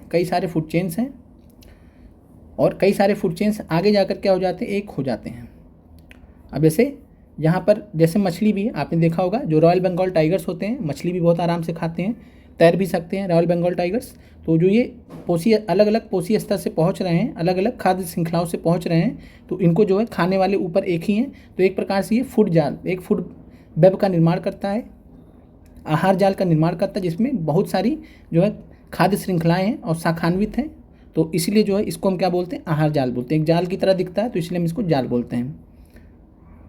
और सिंपल में आप समझ लीजिए कि जैसे सबसे पहले ग्रास है, घास है, घास को कौन खाएगा, तो आप कहेंगे जो है अभी जैसे टिड्डा था, टिड्डे ने मान लीजिए खाया, ग्रास होपर ने खाया, टिड्डे को किसने खाया जो है, तो इसको खाया मेढक ने, मेढक को किसने खाया, सांप ने, सांप को किसने खाया, तो आप कहेंगे जो है बाज ने खाया, ईगल ने खाया। इसके अलावा दूसरा यही एक ये हो गया, दूसरा हो गया घास को खा रहा है खरगोश खा रहा है, खरगोश को जो है किसी भेड़िए ने खा लिया और उस भेड़िए को शेर ने खा लिया, एक हो गया। तीसरा आपका यहीं स्टार्ट होगा कि घास को हिरन ने खाया, हिरन को शेर ने खा लिया। तो यहाँ पे आप देख रहे हैं कि अलग अलग फूड चेन चल रहा है, लेकिन अलग अलग चल रहा है। तो इसी को हम जब एक कर देते हैं तो हम इसको क्या बोलते हैं, आहार जाल बोलते हैं। तो एक सीधी आहार श्रृंखला नहीं बनती है, इसके बजाय जीवों के मध्य आहार संबंध शाखान्वित होते हैं और शाखान्वित श्रृंखलाओं के एक जाल बनाते हैं, जिन्हें हम आहार जाल कहते हैं। और कोई भी एक प्राणी होगा तो वो पारितंत्र में अलग अलग तरीके से खाया जाता है, कोई ज़रूरी नहीं कि एक तरीके से ही उसको खाया जाएगा, उसको कई लोग भी खा सकते हैं। तो ये चीज़ है। अब यहाँ पे ऊर्जा प्रवाह के चित्र से दो बातें स्पष्ट होती हैं। पहली, ऊर्जा का प्रवाह एक दिशिक अथवा एक दिशा में होता है। तो देखिए प्रश्न यहीं से पूछा गया, तो ऊर्जा का प्रवाह एक दिशिक अथवा एक दिशा में होता है। दूसरा क्या होता है, प्रत्येक स्तर पर ऊर्जा की हानि के कारण प्रत्येक पोषी स्तर पर उपलब्ध ऊर्जा में उत्तरोत्तर ह्रास होता है। प्रत्येक स्तर पर ऊर्जा की हानि के कारण प्रत्येक पोषी स्तर पर उपलब्ध ऊर्जा में उत्तरोत्तर, यानी जैसे जैसे आगे अगले पोषी स्तर पर पहुँचेंगे, बढ़ता जो है ये ह्रास है वो बढ़ता जाएगा, 90% लॉस होता रहेगा, 90% लॉस होता रहेगा। अब आगे बढ़ते हैं। अब यहाँ पे पारितंत्र में ऊर्जा के प्रवाह का आरेख चित्र है। सूर्य का प्रकाश से ऊर्जा मिलती है। सारी संपूर्ण ऊर्जा का स्रोत कौन है, सूर्य है। सूर्य से प्रकाश से ऊर्जा मिली, ऊर्जा को किसने ग्रहण किया, उत्पादक ने। सौर ऊर्जा का स्थिरीकरण किया, उसको फिर किसको पहुँचाया, शाकाहारी को, शाकाहारी से मांसाहारी को, मांसाहारी से शीर्ष मांसाहारी को, यहाँ तक गया। तो ये आपका चित्र दिखाया गया है ऊर्जा के प्रवाह का। तो ये किस प्रकार जाएगा, इस प्रकार जा रहा है ऊपर की तरफ, यानी सूर्य के प्रकाश से शीर्ष मांसाहारी की तरफ। शीर्ष मांसाहारी की तरफ से नीचे की तरफ कभी नहीं आएगा, कभी आ ही नहीं सकता। तो इसलिए जो है हम बोलते हैं हमेशा कि जो ऊर्जा का प्रवाह होता है पारितंत्र में, वो एक दिशिक होता है, यानी एक ही दिशा से जा सकता है, दूसरी दिशा से वापस नहीं आ सकता है। ये समझ में आ गया होगा। अब आगे बढ़ते हैं आप। अब आते हैं यहाँ पे जैव आवर्धन का कॉन्सेप्ट दिया गया है। देखिए जैव आवर्धन का कॉन्सेप्ट दिया गया है और यहाँ पे आपको प्रश्न भी पूछा गया है। टीआरई में दो प्रश्न पूछे गए। तो कुछ रसायन होते हैं जिनका हम इस्तेमाल करते हैं, वो मिट्टी अथवा जल में चले जाते हैं। मिट्टी से इन पदार्थों को पौधों द्वारा जल एवं खनिज के साथ अवशोषण कर लिया जाता है। जलाशयों में या जलीय पौधों के जंतुओं में प्रवेश कर जाते हैं, जिससे आहार श्रृंखला में इस प्रकार प्रवेश कर जाते हैं। तो कुछ रसायन होते हैं जो अच्छे नहीं होते हैं, जल स्रोत में जाते हैं, पौधों में जाएंगे, जल एवं खनिजों के साथ अवशोषण हो जाता है इनका। जलाशयों से ये जलीय पौधे जंतुओं में प्रवेश कर जाएंगे, जिससे वे आहार श्रृंखला में प्रवेश कर जाते हैं। और ये पदार्थ अजैव निम्नीकृत होते हैं, नॉन बायोडिग्रेडेबल होते हैं, जैसे DDT अजैव निम्नीकृत होते हैं, इनका अपघटन नहीं हो सकता, यानी गैर अपघटनीय है। ये प्रत्येक पोषी स्तर पर उत्तरोत्तर संग्रहित होते जाते हैं। प्रत्येक पोषी स्तर पर ये उत्तरोत्तर संग्रहित यानी बढ़ते जाते हैं, क्योंकि किसी भी आहार श्रृंखला में मनुष्य शीर्षस्थ होता है, तो हमारे शरीर में यह रसायन सर्वाधिक मात्रा में संचित हो जाता है, यानी हम सबसे ऊपर हैं, हम तो किसी को भी निपटा सकते हैं। तो हमारे शरीर में रसायन सर्वाधिक मात्रा में संचय हो जाता है, और इसी प्रक्रिया को हम क्या बोलते हैं, जैव आवर्धन। सबसे निचले पोषी स्तर पर सबसे कम होगा और सबसे ऊंचे पोषी स्तर पर सबसे ज़्यादा संचय होगा रसायन का। तो इसी प्रक्रिया को हम बोलते हैं जैव आवर्धन। DDT उदाहरण है इसका, और प्रश्न के दौरान भी हमने इसको एक्सप्लेन किया है। तो उम्मीद करते हैं आपको ये समझ में आ गया होगा। बाकी दूसरा कॉन्सेप्ट हमने जैव संचय भी आपको बताया है। आगे बढ़ते हैं। ओजोन परत के बारे में यहाँ पे जानकारी दी गई है। ओजोन परत तथा किस प्रकार अपक्षयित होता है। ओजोन O3 के अणु ऑक्सीजन के 3 परमाणु से बने, ये आपको पता ही है, इससे पहले वाली भी क्लास में हमने डिस्कस किया था। जहाँ ऑक्सीजन सभी प्रकार के वायु जीवों के लिए आवश्यक है, ओजोन एक घातक विषय। तो ओजोन जहरीली हमारे लिए, लेकिन वायुमंडल के ऊपरी स्तर में ओजोन एक आवश्यक कार्य करती है। वो आवश्यक कार्य क्या है, तो ये सूर्य से ओजोन जो परत है, ओजोन गैसेज हैं, तो ये सूर्य से आने वाले पराबैंगनी विकिरण से पृथ्वी को सुरक्षा प्रदान करती हैं, और ये पराबैंगनी विकिरण जीवों के लिए अत्यंत हानिकारक होता है। और यह गैस यानी ओजोन गैस मानव में त्वचा कैंसर का कारण बनती है। तो त्वचा कैंसर आपसे पूछा गया कई बार परीक्षा में, तो कौन सी गैस त्वचा कैंसर का कारण बनती है, तो जो है ओजोन गैस। तो जो है इस प्रकार जो यहाँ पे ओजोन परत है हमारी रक्षा करती है, किससे, तो रक्षा करती है पराबैंगनी विकिरण से, और पराबैंगनी विकिरण जो है पराबैंगनी विकिरण से बचाती है, और नहीं बचाएगी तो फिर जो है त्वचा का कैंसर हो सकता है। आगे बढ़ते हैं। फिर है वायुमंडल के उच्चतर स्तर पर पराबैंगनी विकिरण के प्रभाव से ऑक्सीजन अणुओं से ओजोन बनती है। तो एक प्रक्रिया यहाँ पर दिखाया गया है कि O2 पहले 2 अलग अलग ऑक्सीजन में टूटेगा, फिर एक ऑक्सीजन एक O2 के साथ में रिएक्शन कर जाएगा और O3 का निर्माण, ओजोन का निर्माण कर लेगा। 1980 के से वायुमंडल में ओजोन की मात्रा में तीव्रता से गिरावट आने लगी है। कारण क्या है, क्लोरोफ्लोरोकार्बन्स, CFC जिनको बोलते हैं, तो मानव संश्लेषित रसायन है, मुख्य कारक इनको माना गया है। CFC का प्रयोग कहाँ किया जाता था, तो रेफ्रिजरेटर, शीतलन और अग्निशमन में। 1987 में संयुक्त राष्ट्र पर्यावरण कार्यक्रम UNEP द्वारा सर्वसम्मति बनी थी कि CFC के उत्पादन को 1986 के स्तर पर सीमित रखा जाए। और 1987 में आपको पता है मॉन्ट्रियल प्रोटोकॉल आया था। मॉन्ट्रियल प्रोटोकॉल किससे संबंधित है, तो ओजोन लेयर के, ओजोन परत के संरक्षण से संबंधित है। आगे बढ़ते हैं। और वे पदार्थ जो जैविक प्रक्रम द्वारा अपघटित हो जाते हैं उन्हें हम जैव निम्नीकरण कहते हैं। तो जैविक प्रक्रम द्वारा जो अपघटित हो जाते हैं उनको हम जैव निम्नीकरण कहते हैं। और कुछ अजैव नहीं होते हैं, जैसे वे पदार्थ जो इस प्रक्रम में अपघटित नहीं होते हैं उन्हें हम अजैव निम्नीकरण कहते हैं। ये पदार्थ समानतः अक्रिय होते हैं और लंबे समय तक पर्यावरण में बने रहते हैं अथवा पर्यावरण के अन्य सदस्यों को हानि पहुंचाते हैं। तो अजैव निम्नीकरण और जैव निम्नीकरण ध्यान रखिएगा। अब जैसे फॉर एग्जाम्पल अगर हम आपसे कहें चमड़ा क्या है, तो चमड़ा किससे बनता है, तो जानवरों से चमड़ा बनता है, जानवरों के स्किन से चमड़ा बनता है। तो चमड़ा जो है जैव निम्नीकरण, तो ध्यान रखिएगा चमड़ा जैव निम्नीकरण उदाहरण है। प्लास्टिक क्या है, तो प्लास्टिक अजैव निम्नीकरण है, तो ये ध्यान रखिएगा। अब प्रश्न पे आते हैं, 2-4 प्रश्न है, देख लेते हैं। निम्नलिखित में से कौन से समूह में केवल जैव निम्नीकरण पदार्थ है। तो जैव निम्नीकरण का क्या मतलब होता है, तो जिनका अपघटन आसानी से जैव प्रक्रम द्वारा हो जाएगा। तो घास, पुष्प और चमड़ा, ये तीनों जैव निम्नीकरण है। फलों के छिलके, केक और नींबू का रस, ये भी निम्नीकरण है, जैव निम्नीकरण है। केक, लकड़ी और घास, ये भी जैव निम्नीकरण है। घास, लकड़ी और प्लास्टिक, तो घास लकड़ी तो जैव निम्नीकरण है, केवल प्लास्टिक यहाँ पे अजैव निम्नीकरण। लेकिन यहाँ जैव निम्नीकरण पूछा गया तो A भी सही है, C भी सही है और D भी सही है। और NCERT ने भी इसका ऑप्शन A, C, D दिया है, तो कन्फ्यूज मत होइएगा, तीनों सही है। क्वेश्चन कुछ और बनाना चाहते थे, बना कुछ और गए। निम्नलिखित में से कौन आहार श्रृंखला का निर्माण करते हैं, तो आपसे ऐसा भी प्रश्न पूछा गया। तो वहाँ जंगल में पूछा गया था, नॉर्मल दे दिया। घास है, घास को कौन खाती, बकरी खाती, बकरी को कौन खाता, मानव खाता। सिंपल है, आहार श्रृंखला का दे दिया गया। बाकी आप बकरी को गाय खाएगी, नहीं खाएगी। घास को मछली खाएगी, मछली को बकरी खाएगी, तो ये भी नहीं सही है। तो घास को गेहूँ खाएगा, बिल्कुल नहीं खाएगा, तो ये आपका हो जाएगा। फिर है कौन सा पर्यावरण मित्र व्यवहार कहलाते हैं। पर्यावरण मित्र का मतलब होता है जो इको फ्रेंडली होते हैं, इन्वायरमेंट फ्रेंडली होते हैं। तो बाजार जाते समय कपड़े का थैला ले जाना, कार्य समाप्त हो जाने पर लाइट बल्ब तथा पंखे का स्विच बंद कर देना, माँ द्वारा स्कूटर से विद्यालय छोड़े जाने पर विद्यालय तक पैदल जाना, तो ये सभी जो है पर्यावरण मित्र व्यवहार कहे जा सकते हैं। अब आगे बढ़ते हैं। अब यहाँ पे आपको जो है हमने आपके फ़ायदे के लिए थोड़ा अलग से भी सोर्सेज को यहाँ लिया। ये राजस्थान NCERT है, तो राजस्थान में जो चलता है, तो राजस्थान की NCERT से हमने यहाँ पे लिया है। प्रमुख प्राकृतिक संसाधन, अब यहाँ पे हम बात करें तो जो आपके लिए इंपॉर्टेंट है बस उतना ही कवर करेंगे। तो वास्तविक संसाधन होते हैं तो वे संसाधन या वस्तुएं जिनकी संरचना या मात्रा का हमें पता होता है। हमने इसको आपको वास्तविक संसाधन जो है 8th क्लास भूगोल में भी पढ़ाया था, और जिनका इस्तेमाल हम इस समय कर रहे हैं ये वस्तुएं वास्तविक संसाधन कहलाती है। जैसे जर्मनी में कोयले की मात्रा, पश्चिम एशिया में खनिज तेल की मात्रा, महाराष्ट्र में काली मिट्टी की मात्रा, तो ये सब हमारे वास्तविक संसाधन हैं जिनका हम उपयोग कर पा रहे हैं।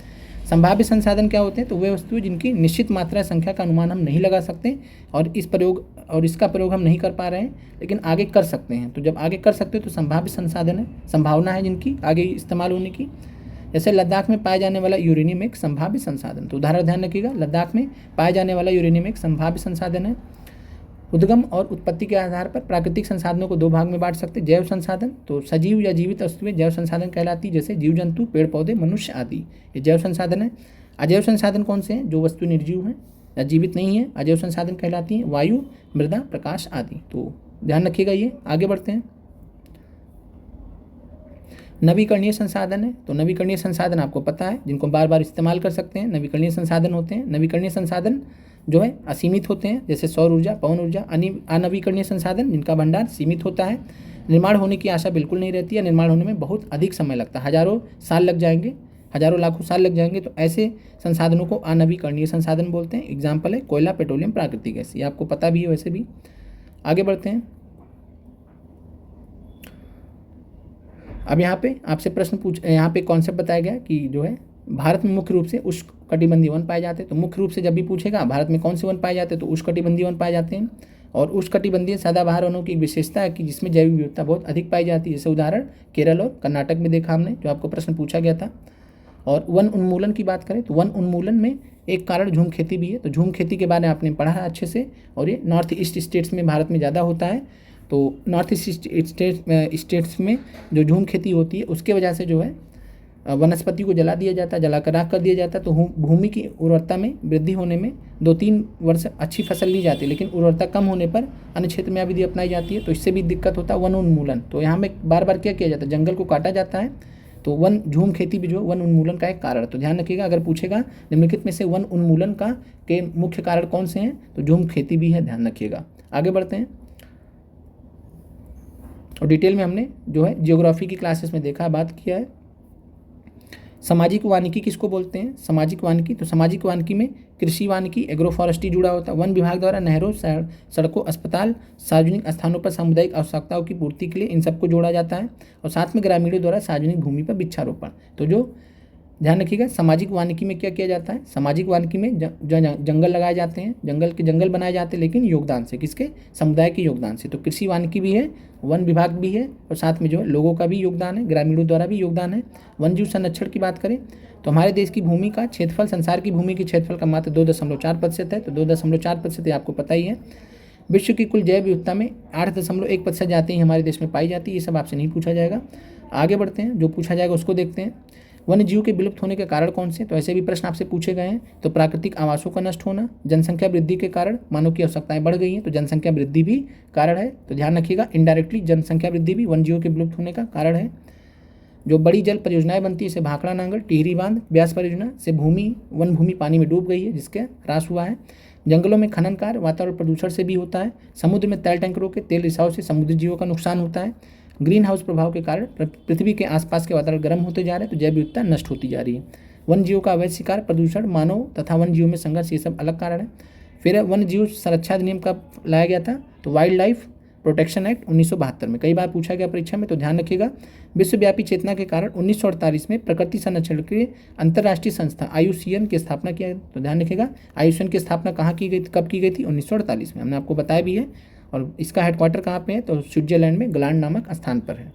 आगे बढ़ते हैं। और IUCN क्या करता है? तो IUCN जो है विलुप्ति के कगार पर पहुंच गई जातियों, विलुप्ति के कगार पर पहुंच गई जातियों को एक पुस्तक में संकलित करता है, इसे लाल आंकड़ा पुस्तक, रेड डाटा बुक कहा जाता है। तो रेड डाटा बुक कौन रिलीज करता है? तो IUCN रिलीज करता है। और IUCN 5 जातियों को परिभाषित करता है इसके अंतर्गत। कौन कौन से हैं? विलुप्त जातियाँ, संकटग्रस्त जातियाँ हैं, दुर्लभ जातियाँ हैं। तो दुर्लभ जातियों में आपसे प्रश्न पूछा गया था, तो हिमालयन भालू, विशाल पांडा, ये सब दुर्लभ जातियों में आते हैं। हालांकि वो प्रश्न आपसे जो पूछा गया था वो जियोग्राफी 10th से पूछा गया था। अब आते हैं राष्ट्रीय उद्यान के बारे में बात करते हैं। तो राष्ट्रीय उद्यान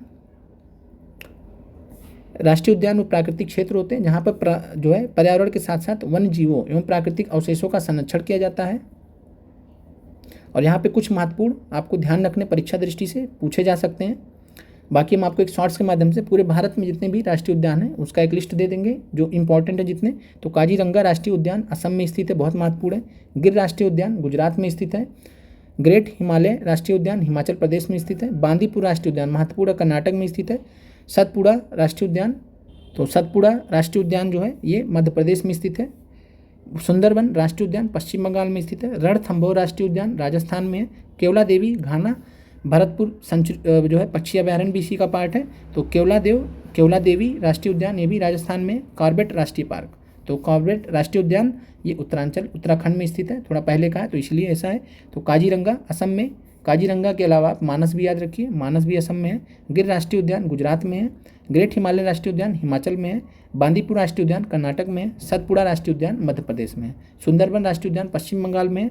रणथंभौर राजस्थान में, केवला देवी राजस्थान में, कॉर्बेट उत्तराखंड में। इसके अलावा कॉर्बेट राष्ट्रीय उद्यान से ही प्रोजेक्ट टाइगर 1973 में लागू किया गया था। आगे बढ़ते हैं, अभयारण्य की बात कर लें तो अभयारण्य में कुछ भारत में उदाहरण दिए गए, जैसे नागार्जुन सागर आंध्र प्रदेश में है। हजारीबाग प्राणी बिहार बिहार में है, तो बिहार वाला याद रखिएगा। हजारीबाग प्राणी बिहार कहाँ पे स्थित है? बिहार में स्थित है। एक बार इसको जिला चेक कर लीजिएगा कहाँ पे है। फिर है नाल सरोवर प्राणी बिहार गुजरात में स्थित है, महत्वपूर्ण है। फिर है चंद्रप्रभा प्राणी बिहार, ये उत्तर प्रदेश में स्थित है। फिर है राजस्थान में यहाँ कुछ दिया गया, तो सरिस्का टाइगर रिजर्व है, तो सरिस्का टाइगर रिजर्व या सरिस्का नेशनल पार्क है, राजस्थान में स्थित है, ध्यान रखिएगा। आगे बढ़ते हैं, जैवमंडल नीचे या बायोस्फीयर रिजर्व, तो बायोस्फीयर रिजर्व या जैवमंडल नीचे भारत में कुल 18 जो है जैवमंडल नीचे हैं, तो ध्यान रखिएगा जैवमंडल नीचे या बायोस्फीयर रिजर्व भारत में कुल कितने? 18 हैं। और भारत का प्रथम बायोस्फीयर रिजर्व 1986 में नीलगिरी था। तो अगर आपसे प्रश्न पूछे कि भारत का प्रथम बायोस्फीयर रिजर्व कौन था, तो नीलगिरी था। आगे बढ़ते हैं, और यहाँ पे कर्नाटक, केरल और तमिलनाडु में भी नीलगिरी स्थित है, तो नीलगिरी 3 राज्यों में स्थित है। फिर है उत्तर प्रदेश में नंदा देवी, उत्तराखंड है एक्चुअली में, तो पहले का है, तो पहले उत्तर प्रदेश उत्तराखंड एक ही थे, तो अभी तक इन्होंने अपडेट नहीं किया, तो उत्तराखंड यहाँ होना चाहिए, यूके, तो यूके में लिख दे रहा, तो यूके में नंदा देवी है। पश्चिम बंगाल में सुंदरबन बायोस्फीयर रिजर्व है। मध्य प्रदेश में कान्हा है। बाकी आपको एक लिस्ट दे दी जाएगी और उसमें से कुल जो है 11 man and biosphere reserve programme UNESCO का भी पार्ट है, तो उनके बारे में भी हम बात कर लेंगे वहाँ पे अलग क्लास में आपका। पहले हम आज की क्लास में एनसीईआरटी खत्म हो जाएगी, कल से आपका जो टॉपिक छूट रहे हैं, जो आपके एनसीईआरटी में नहीं दिए गए लेकिन बीपीएससी पूछ रहा प्रश्न, उनको हम कवर करेंगे। तो ये चीज़ आपको क्लियर है। और फिर अभी हम लास्ट में इसके कुछ और क्वेश्चंस देखेंगे। जल संरक्षण एवं प्रबंधन, वाटर कंजर्वेशन एंड मैनेजमेंट। हमारी पृथ्वी की सतह का 70% भाग जलमग्न है। इस जल का 2% भाग ही मानव उपयोग में लाया जाता है, तो ध्यान रखिएगा मानव उपयोग के लिए कितना जल है? 2.5%। संपूर्ण जल का 97.5% भाग अलवड़ीय है, यानी क्षारीय खारा जल है, उसको इस्तेमाल नहीं कर सकते। अब यहाँ पे कोयला के बारे में दिया, देख लेते हैं। तो कोयला जो है, कोयला ऊर्जा के प्रमुख स्रोत हैं। फिर है लगभग कोयला कैसे बना था? तो 30 करोड़ वर्ष पूर्व पृथ्वी घने जंगलों, कच्छ क्षेत्रों और जल धाराओं से तर थी। वनस्पति समूहों की जल में गिरकर मौत हो गई। बाद में मिट्टी के परतों के नीचे दबते चले गए। भूगर्भ में उच्च ताप और दबाव के कारण, यानी हाई टेम्परेचर और हाई प्रेशर के कारण जीवावशेष कोयले में परिवर्तित हो गए, और ये जीव अवशेष थे कोयले में परिवर्तित हो गए। और इसमें कोयले में क्या क्या होता है? तो मुख्यतः कार्बन और उसके यौगिक होते हैं। कोयले में मुख्यतः कार्बन और उसके यौगिक होते हैं। कार्बन तथा, तो ये ध्यान रखिएगा, कोयले में मुख्यतः कार्बन और इसके यौगिक होते हैं। अब कोयले को बात करें तो जो है 4 प्रकार से बांटा जाता है। एंथ्रासाइट कोयला, जिसमें सबसे ज़्यादा कार्बन की मात्रा होती है 94 से 98%, हालांकि काफ़ी ज़्यादा दिया गया। बिटुमिनस में 78 से 86, अलग अलग बुक्स में अलग अलग होता है। लिग्नाइट में 28 से 30%, पीट में 27%, तो पीट में और कम है, तो ध्यान रखिएगा। और पीट में सबसे कम कार्बन पाया जाता है। और इसके अलावा जो है हवा की अनुपस्थिति में 1000 से 14 डिग्री सेल्सियस पर गर्म करने पर कोल तार, कोल गैस, अमोनिया प्राप्त होता है। और ये थोड़ा अलग इन्फॉर्मेशन जो एनसीईआरटी से अलग दी गई है। फिर प्राकृतिक गैस की बात करें, यहाँ पे प्राकृतिक रूप से पेट्रोलियम की बात करें तो प्राकृतिक रूप से पाए जाने वाले पेट्रोलियम को अपरिष्कृत तेल बोला जाता है। कच्चा तेल, चट्टानों का तेल आदि कहा जाता है। काले रंग का गाढ़ा द्रव्य होता है। इसके अलावा बायोडीजल के बारे में आपको ध्यान रखना है। बायोडीजल का कॉन्सेप्ट आया है, और बायोडीजल में जो है एक फसल आपने पढ़ा होगा, जेट्रोफा के बारे में बहुत पूछा जाता है एग्जाम में, तो जेट्रोफा जो है बायोडीजल से संबंधित है। आगे बढ़ते हैं, सतत पोषलीय विकास क्या होता है? तो सतत पोषलीय विकास आपने कई बार डिफिनीशन पढ़ा है कि हमें जो है हमारे पास जो संसाधन है, आगे आने वाली पीढ़ियों की आवश्यकताओं को ध्यान में रखकर हम उनका उपयोग करें, सदुपयोग करें। फिर है यहाँ पे टॉपिक है प्राकृतिक संसाधनों के संरक्षण में जन भागीदारी, तो ये ऐसा जन भागीदारी से भी रिलेटेड प्रश्न पूछा गया है। तो चिपको आंदोलन 1973 में। फिर जो है अमिता देवी जी का 1730-31 में ये केस हुआ था। इन्होंने अपनी जान दे दी थी, लेकिन पेड़ काटने नहीं दिया था, और 363 लोगों ने यहाँ पे बलिदान दिया था। 1973 में उत्तराखंड में महिलाओं ने वृक्षों की सुरक्षा हेतु चिपको आंदोलन चलाया था। 1981 में 1000 मीटर से ऊपर के जो क्षेत्र हैं वहाँ पे हरे पेड़ों को कटाई पर रोक लगा दिया था। और बाद में जो चिपको आंदोलन के नेता कौन बने थे? सुंदरलाल बहुगुणा जी। इसी प्रकार का एक आंदोलन कर्नाटक में भी चला था, उसका नाम था एपिको। ये भी प्रश्न कई बार पूछा गया। तो एपिको जो यहाँ पे चिपको आंदोलन कर्नाटक में चला था, उसको किस नाम से जाना जाता है? एपिको के नाम से जाना जाता है। खेजड़ी को थार का कल्प वृक्ष माना जाता है, तो खेजड़ी वृक्ष के कारण ये हुआ था। तो जो अमिता देवी बिश्नोई जी हैं यहाँ पे, तो अमिता देवी बिश्नोई जी हैं, ये जो खेजड़ी वृक्ष को बचाने के चक्कर में इनकी जान गई थी।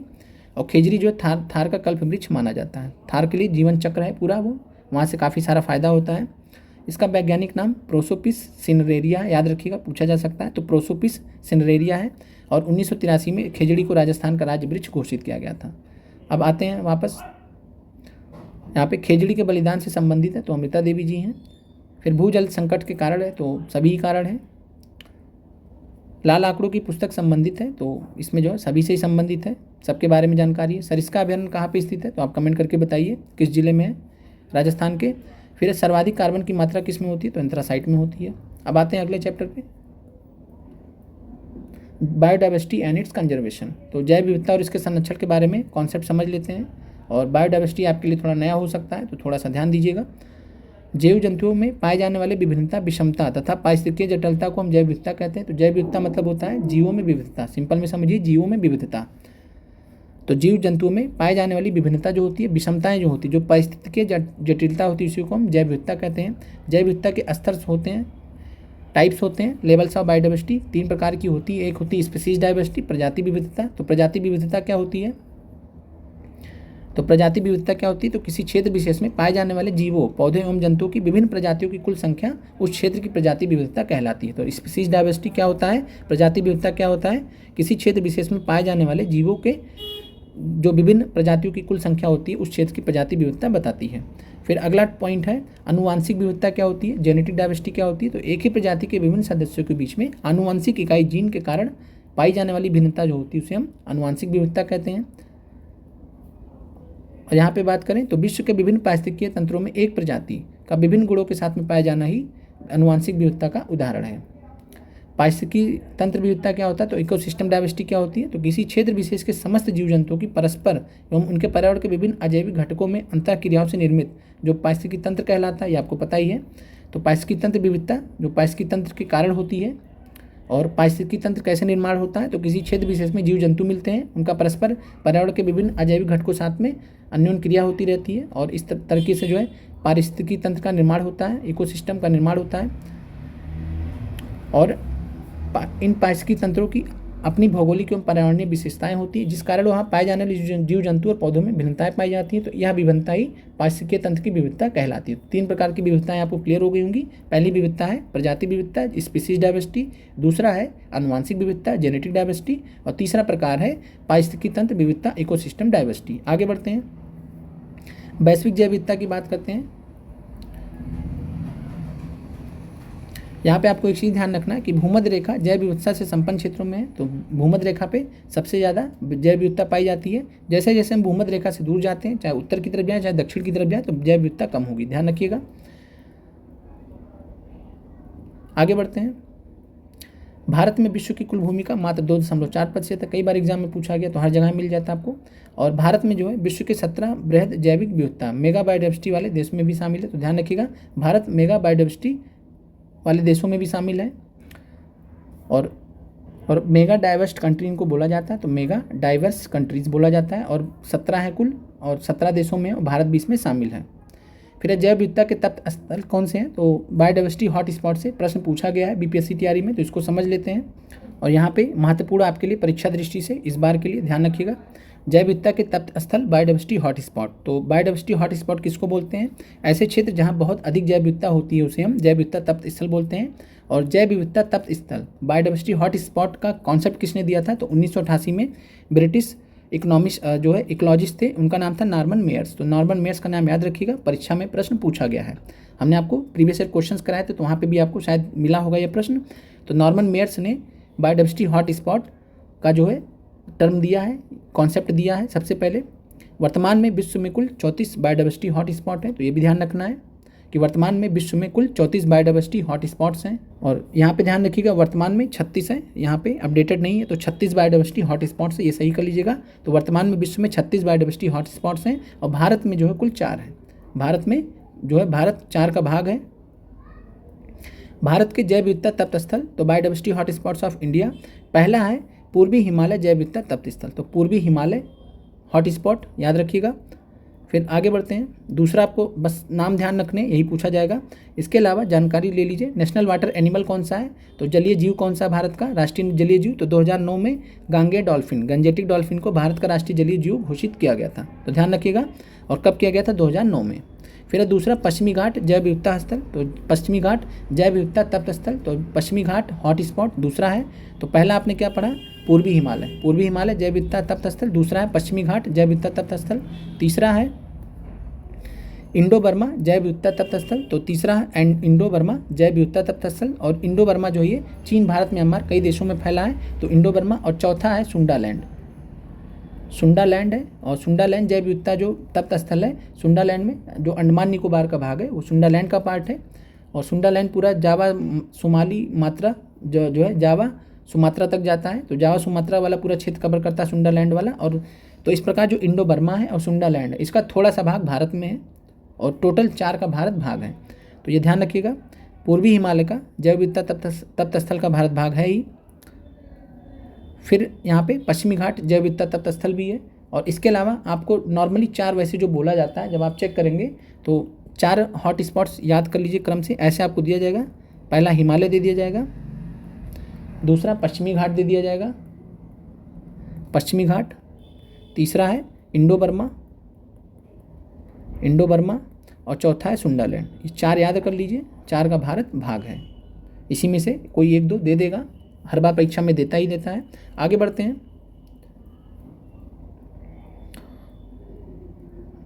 फिर इसके बाद जो है IUCN की बात की गई है। 1972 में इन्होंने रेड डाटा बुक स्टार्ट किया था और ये अभी हम देख चुके हैं, तो दोबारा उसको नहीं देखते हैं। फिर आगे बढ़ते हैं, IUCN ने वर्ष 1973 में एक convention, sites convention on international trade in endangered species आयोजित किया था। तो 1973 में साइट्स का कन्वेंशन किसने आयोजित किया था, तो IUCN ने। और साइट्स जो है इंपॉर्टेंट संस्था है, पूरा नाम है इनका convention on international trade in endangered species. और ये जैसे 1972 का जो अधिनियम है भारत का वाइल्ड लाइफ प्रोटेक्शन एक्ट, तो वो कई सारे जो शेड्यूल्स बताता है, शेड्यूल 1, शेड्यूल 2 ये सब, तो उसी प्रकार साइट्स भी जो है शेड्यूल बताता है, उसी के तहत जो है जानवरों को श्रेणी में रखा जाता है संरक्षण के लिए। 1992 में क्या हुआ था, तो 1992 में ब्राज़ील के शहर रियो डी जेनेरियो में पृथ्वी सम्मेलन हुआ था। ये आपको बहुत अच्छे से पता है, भूगोल में भी आपने पढ़ा है। और यहाँ पे जो है कन्वेंशन ऑन बायोडाइवर्सिटी भी अस्तित्व में आई थी।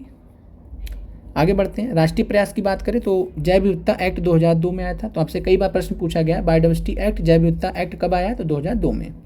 आगे बढ़ते हैं और ध्यान रखिएगा, जैव विविधता एक्ट के अंतर्गत 2002 के अंतर्गत त्रिस्तरीय संगठन का प्रावधान है। राष्ट्रीय स्तर पर राष्ट्रीय जैव विविधता प्राधिकरण है, NBA है, तो राष्ट्रीय स्तर पर NBA है, नेशनल बायोडाइवर्सिटी अथॉरिटी, राज्य स्तर पर जो है जैव विविधता बोर्ड है, तो स्टेट बायोडाइवर्सिटी अथॉरिटी, एक लाइन से लिख लीजिएगा तीनों, स्थानीय स्तर पर बायोडाइवर्सिटी मैनेजमेंट कमेटी। तो मैं यहाँ पे लिख दे रहा हूँ आपकी सहूलियत के लिए, और एक बार आप नोट कर लीजिए। तो राष्ट्रीय जैव विविधता प्राधिकरण पहले लिखिए राष्ट्रीय स्तर पर, फिर नीचे लिख लीजिए राष्ट्रीय जैव विविधता प्राधिकरण हो गया, नीचे लिख लीजिए, नीचे उसके लिख लीजिए राज्य जो है जैव विविधता बोर्ड राज्य में, तो जैव विविधता बोर्ड राज्य में हो जाएगा स्टेट डाइवर्सिटी बोर्ड, और तीसरा हो जाएगा बायोडाइवर्सिटी मैनेजमेंट कमेटी, जैव विविधता प्रबंध समितियाँ। तो ये आप ध्यान रखिएगा 3। अब इसके बाद जो है NGT के बारे में देख लेते हैं, कई बार परीक्षा में प्रश्न पूछा गया। राष्ट्रीय हरित प्राधिकरण, नेशनल ग्रीन ट्रिब्यूनल, तो राष्ट्रीय हरित अधिकरण या नेशनल ग्रीन ट्रिब्यूनल की स्थापना कब हुई थी, तो 2 जून 2010 को। ध्यान रखिएगा, कई बार परीक्षा में प्रश्न पूछा गया है। फिर है जैव विविधता संरक्षण के प्रकार कौन कौन से होते हैं, तो जैव विविधता संरक्षण के प्रकार स्वस्थानीय संरक्षण होता है, इन सिटू कंजर्वेशन बोलते हैं। स्वस्थानीय मतलब उसी स्थान पर, प्राकृतिक स्थान पर, ऐसा संरक्षण जो प्राकृतिक आवास में मानव द्वारा प्रदत्त अनुरक्षण से किया जाता है, स्वस्थानीय संरक्षण कहलाता है। उदाहरण कौन से, जीवमंडल रिजर्व, बायोस्फीयर रिजर्व, राष्ट्रीय उद्यान, नेशनल पार्क, अभयारण्य, वाइल्ड लाइफ सेंचुरीज और संरक्षण रिजर्व, कंजर्वेशन रिजर्व, ये सब किसके उदाहरण है, इन सिटू के उदाहरण। याद रख लीजिएगा, बार बार परीक्षा में प्रश्न पूछा जाता है, तो इन सिटू कंजर्वेशन के उदाहरण ध्यान रखिएगा। जीवमंडल रिजर्व, राष्ट्रीय उद्यान, संरक्षण रिजर्व और अभयारण्य, वन्यजीव अभयारण्य। आगे बढ़ते हैं, बहुस्थानीय संरक्षण क्या होता है, तो बहुस्थानीय संरक्षण एक सिटू कंजर्वेशन, जब प्राकृतिक आवास से हटाकर किसी आर्टिफिशियल जगह पर रखा जाता है, तो उस केस में होता है। यहाँ देखिए वनस्पतिक उद्यान, बोटेनिकल उद्यान, ये इसका उदाहरण है। बीज बैंक उदाहरण है। तो बाह्य स्थानिक का भी क्रम से नोट कर लीजिए। तो वानस्पतिक बोटेनिकल उदाहरण, बोटेनिकल उद्यान, बीज बैंक उदाहरण है। उत्तम संवर्धन प्रयोगशाला टिश्यू कल्चर लेबोरेटरीज भी, तो उत्तक संवर्धन प्रयोगशाला टिश्यू कल्चर लेबोरेटरीज भी इसी का उदाहरण है। बाह्य संस्थान का चिड़ियाघर भी बाह्य संस्थान का है, एक्वेरियम भी इसी का है। इसके अलावा जो है निम्न ताप संरक्षण विधि, क्रायो प्रिजर्वेशन और मंद वृद्धि कल्चर, ये सब बहुत ज़्यादा डीप है, ये सब नहीं पूछेगा। बाकी जीन बैंक भी ध्यान रखिएगा। तो जीन बैंक भी किसका उदाहरण है? तो जीन बैंक बाह्य संस्थान का उदाहरण है, बाह्य स्थान का उदाहरण है। अब आगे बढ़ते हैं, एक बार हम आपको रिवाइज करा देने सारा। तो जीव जंतु में पाई जाने वाली विभिन्नता, विषमता और पारिस्थितिकीय जटिलता ही जैव विविधता कहलाती है। जैव विविधता 3 स्तरों पर पाई जाती है: प्रजाति विविधता, आनुवंशिक विविधता और पारिस्थितिक तंत्र विविधता। जीवों का ऐसा समूह जो जिसके सदस्य देखने में एक जैसे होते हैं, प्राकृतिक परिवेश में प्रजनन कर संतान पैदा करने की क्षमता रखते हैं, एक प्रजाति कहलाते हैं। प्रजाति के विभिन्न सदस्यों के मध्य जीन के कारण पाई जाने वाली भिन्नता आनुवंशिक विविधता कहलाती है। फिर है भौगोलिक एवं पर्यावरणीय भिन्नताओं के कारण विभिन्न पारिस्थितिकीय तंत्रों में पाए जाने वाले जीव जंतुओं की भिन्नता पारिस्थितिकीय तंत्र विविधता कहलाती है। एक अनुमान के अनुसार अभी तक वैज्ञानिक पृथ्वी पर पाए जाने वाली प्रजातियों में से केवल 7% को ही पहचान चुके, तो यानी बहुत ज़्यादा पता करना बाकी है। भारत जो है जैव विविधता के हिसाब से भारत विश्व के 17 बृहद जैव विविधता वाले देशों में शामिल है। मेगा डाइवर्स कंट्रीज बोलते हैं, मेगा डाइवर्स कंट्रीज बोलते हैं। 17 देश हैं टोटल।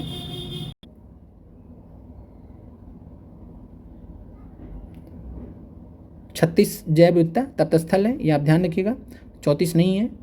आगे बढ़ते हैं और विशुद्ध रूप से बात करें तो विशुद्ध रूप से भारत में 2 जैव विविधता तटस्थल पाए जाते हैं पूरी तरीके से, तो पूर्वी हिमालय और पश्चिमी घाट। इंडो बर्मा जैव विविधता तटस्थल कई देशों में पहला है और सुंडालैंड इसके अलावा चौथा है।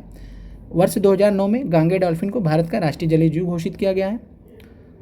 एंडेमिक प्रजातियाँ कौन सी होती हैं? स्थानबद्ध प्रजातियाँ, तो ऐसी प्रजातियाँ जो एक क्षेत्र विशेष में पाई जाती हैं, जिनका वितरण या विस्तार एक सीमित क्षेत्र में होता है, तो उनको हम स्थानबद्ध या एंडेमिक प्रजाति कहते हैं। जैसे आपने नाचने वाला हिरन सुना होगा, संगाई हिरन, संगाई डियर, संगाई हिरन कहाँ पे?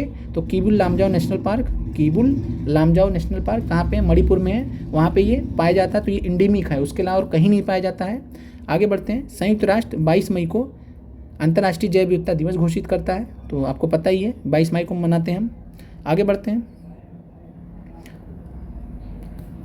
और IUCN की स्थापना 1948 में हुई थी, तो ध्यान रखिएगा, कन्फ्यूजन नहीं होना चाहिए आपको।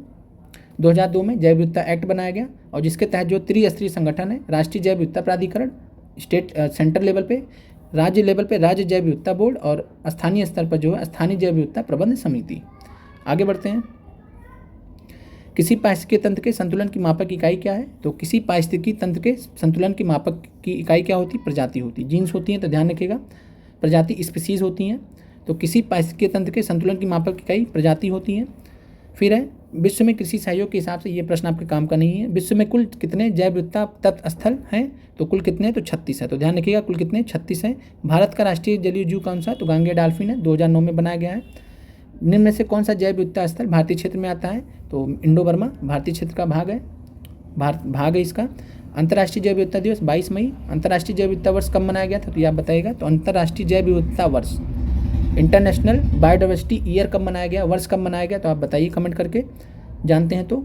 आज लगभग कितनी ये अभी आपका काम का नहीं है, तो ये सब छोड़ देते हैं। अब आगे बढ़ते हैं, ऊर्जा के स्रोत पे आते हैं। ऊर्जा के स्रोत में ऊर्जा के पारंपरिक स्रोत हैं, इसके बारे में हमने आपको शॉर्ट्स के माध्यम से भी क्लियर कराया था, और यहाँ पे जो डाउट होगा वो हम आज आपको क्लियर कर देते हैं हमेशा के लिए।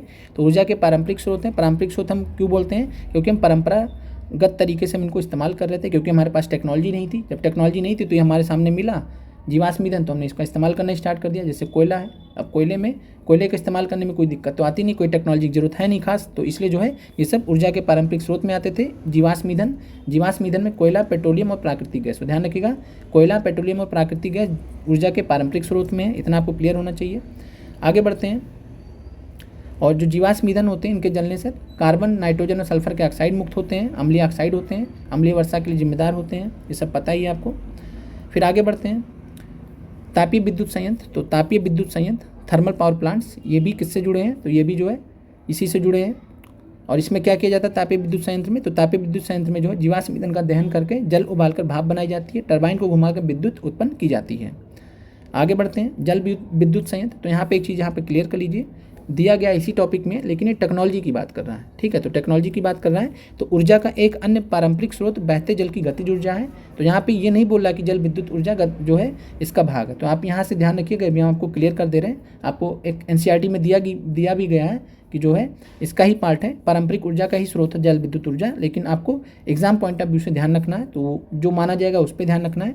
तो ऊर्जा का एक अन्य पारंपरिक स्रोत बहते जल की गतिज ऊर्जा अथवा किसी ऊंचाई पर स्थित जल की स्थितिज ऊर्जा है। इतने भर को पारंपरिक माना जाता है, लेकिन जब टेक्नोलॉजी का प्रयोग करके, जैसे जल विद्युत संयंत्रों को बांधों से संबंध कर दिया गया, टेक्नोलॉजी का प्रयोग करके जब जल विद्युत ऊर्जा इससे प्रयोग की जाती है, तो इसलिए हम जल विद्युत संयंत्र से प्राप्त की गई जल विद्युत ऊर्जा को हम जो है गैर परंपरागत में रखते हैं, क्योंकि टेक्नोलॉजी का प्रयोग कर दिया गया है, तो इस वजह से। तो ये ध्यान रखिएगा। इसी प्रकार जो पवन ऊर्जा होता है, पवन ऊर्जा भी इसी प्रकार होता है, तो ध्यान रखिएगा। पवन ऊर्जा भी गैर परंपरागत स्रोत में आते हैं। और यहाँ पे हम बात करें तो बांध के जल में डूब जाने से पारिस्थितिकी तंत्र नष्ट हो जाते हैं, जो इसका एक नुकसान होता है। और यहाँ पे जब परिस्थितियों में जो वनस्पति वगैरह होते हैं सड़ने लगते हैं, तो मीथेन गैस का उत्सर्जन भी होता है, तो एक नुकसान ये भी होता है विस्थापन का। और गंगा नदी पर टिहरी बांध के निर्माण, नर्मदा नदी पर सरदार सरोवर नदी के बांध के निर्माण, तो ये सब आपको मालूम ही है। अब आते हैं, बात करते हैं, ये हमने आपको एक लास्ट में ही सीधे ले चलते हैं, वहाँ पे हमने इसको पूरा समराइज़ कर दिया, तो यहाँ पे जल्दी खत्म हो जाएगा, बाकी आपने सब चीज़ें पढ़ी ही हैं। और यहाँ पे जैव गैस एक उत्तम ईंधन है। अभी हम एक साथ में आपको बता देंगे कौन सा परंपरागत में आएगा, कौन गैर परंपरागत में आएगा। जैव गैस एक उत्तम ईंधन है, इसमें 75% तक मीथेन गैस पाई जाती है। तो जैव गैस ध्यान रखिएगा, बायोगैस में 75% तक मीथेन गैस पाई जाती है। आगे बढ़ते हैं। डेनमार्क को पवन चक्कियों का देश कहते हैं, ध्यान रखिएगा, डेनमार्क को पवन चक्कियों का देश कहते हैं। और तमिलनाडु में जो है कन्याकुमारी के समीप भारत का जो है विशालतम पवन ऊर्जा फार्म स्थापित किया गया, 380 मेगावाट विद्युत उत्पन्न करता है ये। आगे बढ़ते हैं। वैकल्पिक अथवा गैर पारंपरिक ऊर्जा स्रोत, तो ये ध्यान रखिए, इससे जो आपने पहले भी पढ़ा है, अभी हम लास्ट में क्लियर कर दे रहे हैं। कारण ये है कि टेक्नोलॉजी के तौर पे देखा जाता है, एनसीईआरटी में तो वहाँ पे रखा गया, बताया गया है, लेकिन टेक्नोलॉजी के हिसाब से देखा जाता है। तो अभी हम लास्ट में इसको क्लियर कर लेंगे एक बार फिर से। तो सौर ऊर्जा गैर परंपरागत में। इसके अलावा जो है यहाँ पे बताया गया कि सौर सेल के बनाने में सिलिकॉन का उपयोग किया जाता है। तो ये भी प्रश्न आपसे कई बार पूछा गया, सौर सेल बनाने के लिए सिलिकॉन का उपयोग करते हैं। सिलिकॉन क्या है? सेमीकंडक्टर है। और इसके अलावा सौर सेल का इस्तेमाल हम कहाँ करते हैं? तो ये भी आपसे प्रश्न तैयारी में पूछा गया। मानव निर्मित उपग्रहों में, अंतरिक्ष अन्वेषक युक्तियों जैसे मार्स ऑर्बिटर वगैरह में सौर सेल का प्रयोग करते हैं। रेडियो अथवा बेतार संचार तंत्रों अथवा सुदूर क्षेत्रों के टीवी रिले केंद्रों में भी सौर सेल का प्रयोग करते हैं। समुद्रों से जो ऊर्जा होती है जैसे ज्वारीय ऊर्जा, तो ये गैर परंपरागत स्रोत है। तरंग ऊर्जा गैर परंपरागत स्रोत है। महासागरीय तापीय ऊर्जा ये भी गैर परंपरागत स्रोत है। भूतापीय ऊर्जा भी गैर परंपरागत स्रोत है। भूतापीय ऊर्जा क्या होती है? तो भौमिकीय परिवर्तनों के कारण भूपर्पटी में गहराइयों पर तप्त क्षेत्रों में पिघली चट्टानें ऊपर धकेल दी जाती हैं, जो कुछ क्षेत्रों में एकत्र हो जाती हैं। इन क्षेत्रों को तप्त स्थल कहते हैं। जब भूमिगत जल इन तप्त स्थलों के संपर्क में आता है तो भाप उत्पन्न होती है, और कभी कभी इन तप्त जल को पृथ्वी के पृष्ठ से बाहर आने के लिए निकास मार्ग मिल जाता है, और इन निकास मार्गों को गर्म चश्मा अथवा उष्ण स्रोत कहते हैं। आगे बढ़ते हैं। नाभिकीय ऊर्जा, तो नाभिकीय ऊर्जा नाभिकीय विखंडन पर आधारित होती है। और इसमें क्या होता है? तो एक भारी परमाणु जैसे यूरेनियम, प्लूटोनियम अथवा थोरियम के नाभिक निम्न ऊर्जा न्यूट्रॉन से बमबारी कराकर हल्के नाभिकों में इनको तोड़ा जाता है। काफ़ी ज़बरदस्त मात्रा में ऊर्जा पैदा होती है। 1905 में अल्बर्ट आइंस्टीन ने सर्वप्रथम जो है E = mc² का फार्मूला दिया था। विख्यात समीकरण है जो इसी पर आधारित है। तो नाभिकीय विखंडन अभिक्रिया, यहाँ आपसे प्रश्न पूछा गया है, याद कर लीजिए। तारापुर यहाँ पे में जो है ध्यान रखिएगा। नाभिकीय विद्युत संयंत्र भारत में कहाँ कहाँ स्थित है? तो नाभिकीय विद्युत संयंत्र तारापुर महाराष्ट्र में है, राणा प्रताप सागर राजस्थान में, कलपक्कम तमिलनाडु में, नरोरा उत्तर प्रदेश में, ककरापार गुजरात में, कैगा कर्नाटक में। सभी पूछेंगे बीपीएससी द्वारा, तो ध्यान रखिएगा इनको। तारापुर महाराष्ट्र में है, और ये क्या है? नाभिकीय विद्युत संयंत्र है। तो तारापुर महाराष्ट्र में स्थित है, राणा प्रताप सागर राजस्थान में स्थित है, कलपक्कम तमिलनाडु में स्थित, एक लिस्ट बना लीजिएगा। नरोरा उत्तर प्रदेश में है, ककरापार गुजरात में, कैगा कर्नाटक में है। आगे बढ़ते हैं। नाभिकीय संलयन की बात करें तो नाभिकीय संलयन, ध्यान रखिए, नाभिकीय संलयन सूर्य और अन्य तारों की विशाल ऊर्जा का स्रोत है। तो अगर कई बार आपसे प्रश्न पूछा गया है कि सूर्य तथा अन्य तारों की विशाल ऊर्जा का स्रोत क्या है, तो आंसर होगा नाभिकीय संलयन। तो ध्यान रखिएगा। हाइड्रोजन बम नाभिकीय संलयन की अभिक्रिया पर आधारित होता है। तो नाभिकीय संलयन की अभिक्रिया पर हाइड्रोजन बम आधारित होता है, तो ध्यान रखिएगा। आगे बढ़ते हैं। इसके अलावा जो परमाणु बम होता है, एटम बम होता है, तो एटम बम जो होता है वो नाभिकीय विखंडन पर आधारित होता है, ये फर्क होता है, तो ध्यान रखिएगा। आगे बढ़ते हैं। अब यहाँ पे कुछ प्रश्न देख लेते हैं गर्म जल प्राप्त करने के लिए हम सौर जल तापक का उपयोग किस दिन नहीं कर सकते, तो बादलों वाले दिन। अभी हम आपको गैर परंपरागत और परंपरागत वाले एक बार फिर से क्लियर कर देंगे, हालांकि हमने शॉर्ट्स के माध्यम से आपको क्लियर किया था। फिर कौन सा जैव मात्रा ऊर्जा स्रोत का उदाहरण नहीं है, तो आंसर है नाभिकीय ऊर्जा। तो नाभिकीय ऊर्जा जो है जैव मात्रा ऊर्जा स्रोत का उदाहरण नहीं है। लकड़ी जैव मात्रा ऊर्जा स्रोत का उदाहरण, गोबर गैस भी है, कोयला भी है, लेकिन नाभिकीय ऊर्जा का इससे कोई लेना देना नहीं है। सौर जल तापक का उपयोग हम कब नहीं कर सकते, तो जिस दिन बादल होंगे तो धूप मिलेगी नहीं, तो एनर्जी नहीं मिलेगी तापक को, तो ये बादल वाले दिन उपयोग नहीं कर सकते हैं ज़्यादा।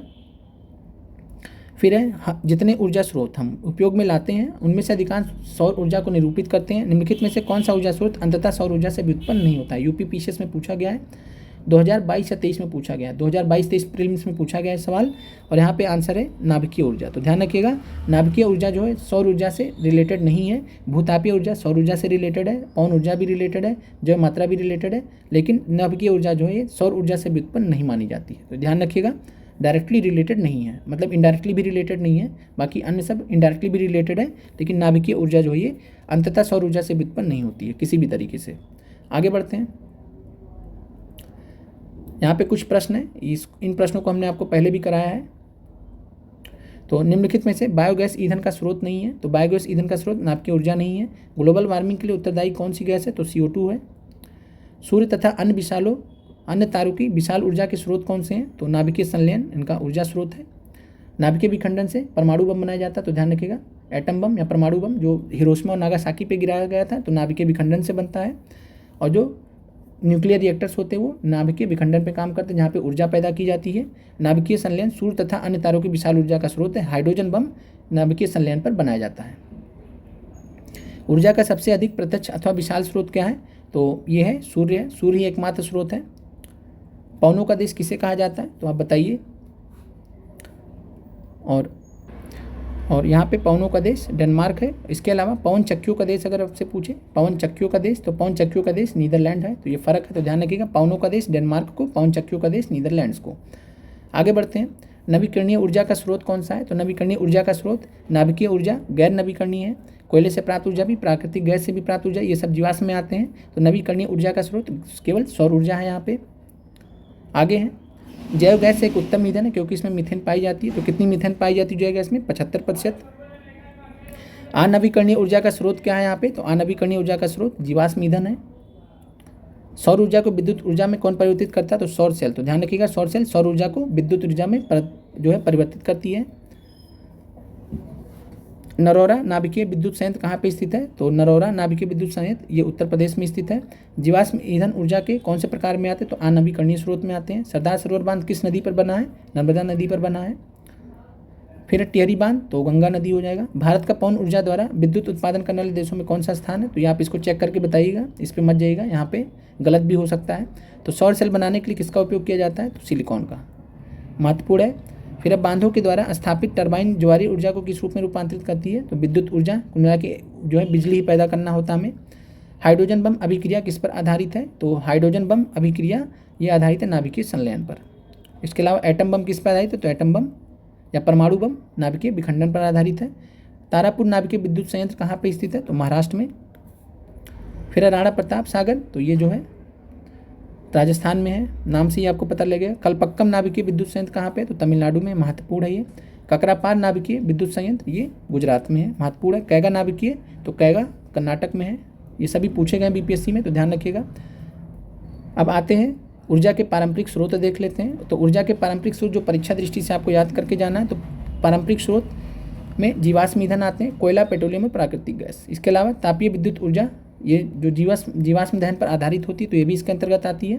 इसके अलावा आपको जो ध्यान रखना है, वैकल्पिक या गैर परंपरागत ऊर्जा स्रोत। तो गैर परंपरागत ऊर्जा स्रोत में जल विद्युत संयंत्र ऊर्जा से जो जल विद्युत ऊर्जा पैदा की जाती है, तो गैर परंपरागत स्रोत में आता है। टेक्नोलॉजी का प्रयोग किया जाता है, तो इसलिए इसको गैर परंपरागत में अब रखा जाता है, तो ध्यान रखिएगा।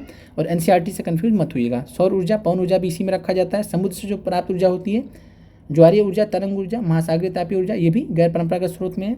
भूतापीय ऊर्जा, नाभिकीय ऊर्जा, बायोमास या जैव गैस ऊर्जा, ये भी जो है उदाहरण है गैर परंपरागत के। और पवनों का देश डेनमार्क को कहा जाता है, पवन चक्कियों की भूमि नीदरलैंड को कहा जाता है, तो ये आप ध्यान रखिएगा। अब आते हैं चैप्टर पे, जो लास्ट चैप्टर आपका बच्चा है उसको कवर कर लेते हैं आज के क्लास का। और हमेशा ध्यान रखिए कि एनसीईआरटी से बहुत कुछ आपको परीक्षा में मिल जाता है और यहाँ पे थोड़ा सा टाइम लगेगा, ये चैप्टर खत्म हो जाएगा। चैप्टर है प्राकृतिक संसाधनों का प्रबंधन। बाकी ये सब हमने कंप्लीट ही कर लिया। कमेंट जरूर करें, साथ में चैनल को जरूर शेयर करें। निवेदन है आप सभी लोगों से कि जो भी TRE 4 के अभ्यर्थी हैं, तैयारी कर रहे हैं, उनको जरूर जोड़ें। हमारे चैनल की आउटरीच जो है उतनी ज़्यादा नहीं पहुँच पाती है। कारण है कि जो है हम लगातार कई सारे वीडियोस आपके लिए लाते हैं, ये बिना परवाह के कि चैनल का आगे क्या होगा। और हमेशा ध्यान रखिए, एक सिंपल सा है कि जो है आप हमारे साथ में जुड़े हैं, हम अपना पूरा प्रयास कर रहे हैं। आप भी अपना प्रयास कीजिए जितना संभव हो, आगे एग्ज़ाम अच्छे से दीजिए और उसके बाद फिर जो है आप उसके बाद भी जोड़ सकते हैं, कोई ऐसा ज़रूरी नहीं कि अभी जोड़ें। अब बात करते हैं गंगा सफाई योजना। तो ध्यान रखिएगा, गंगा एक्शन प्लान कब आया था? तो गंगा एक्शन प्लान आया था 1985 में। गंगा सफाई योजना या गंगा एक्शन प्लान कब आया था? 1985 में। याद रखिएगा, पूछा जा सकता है। कोलीफार्म से आपसे TRE 1 में साइंस में प्रश्न पूछा गया था। तो कोलीफार्म बैक्टीरिया TRE 1 में प्रश्न पूछा गया था। कोलीफॉर्म जीवाणु का एक वर्ग है जो मानव की आंत्र में पाया जाता है। जल में इसकी उपस्थिति एक रोगजन्य सूक्ष्म जीवाणु द्वारा जल का संदूषित होना दर्शाया जाता है। तो ध्यान रखिएगा कि जल में जब कोलीफॉर्म बैक्टीरिया पाया जाता है तो इसका मतलब जल संदूषित है, जल प्रदूषित है, इतना समझिए। और कहाँ पाया जाता है? मानव की आंत्र में। जीवाणु है ये कोलीफॉर्म। और गंगा नदी का जो स्तर है, इसको इसी कोलीफॉर्म बैक्टीरिया के उससे चेक किया जाता है। तो गंगा जल में कोलीफॉर्म का संपूर्ण गणना स्तर। तो ये सब आपको नहीं समझना, बस इतना ध्यान रखना है कि कोलीफॉर्म के स्तर को समझ के हम बता सकते हैं कि जल प्रदूषित है या नहीं। आगे बढ़ते हैं। अमिता देवी बिश्नोई जी, तो 1731 में राजस्थान के जोधपुर के पास खेजराली गांव में खेजरी वृक्षों को बचाने के लिए 363 लोगों के साथ अपने आप को बलिदान कर दिया गया था इनके द्वारा। और इन्हीं के नाम पे अमिता देवी बिश्नोई पुरस्कार सरकार चलाती है। फिर चिपको आंदोलन, तो इस सब के बारे में हमने देख ही लिया। हिमालय के ऊंचे पर्वत श्रृंखला में गढ़वाल के रेनी नामक गाँव में जो है 1970 में दशक में स्टार्ट हुआ था। 1973 में वर्ष में स्टार्ट हुआ था। तो रेनी नामक गाँव से चिपको आंदोलन स्टार्ट हुआ था। स्थानीय निवासियों को वनों से अलग करने की नीति का परिणाम था ये। 1972 में पश्चिम बंगाल वन विभाग को प्रदेश के दक्षिण पश्चिमी जिलों में नष्ट हुए साल के वनों को पुनर्रूपण करने की योजना असफल होने के कारणों का पता चला था। तो ये सब उतना इम्पोर्टेंट नहीं है, छोड़ देते हैं।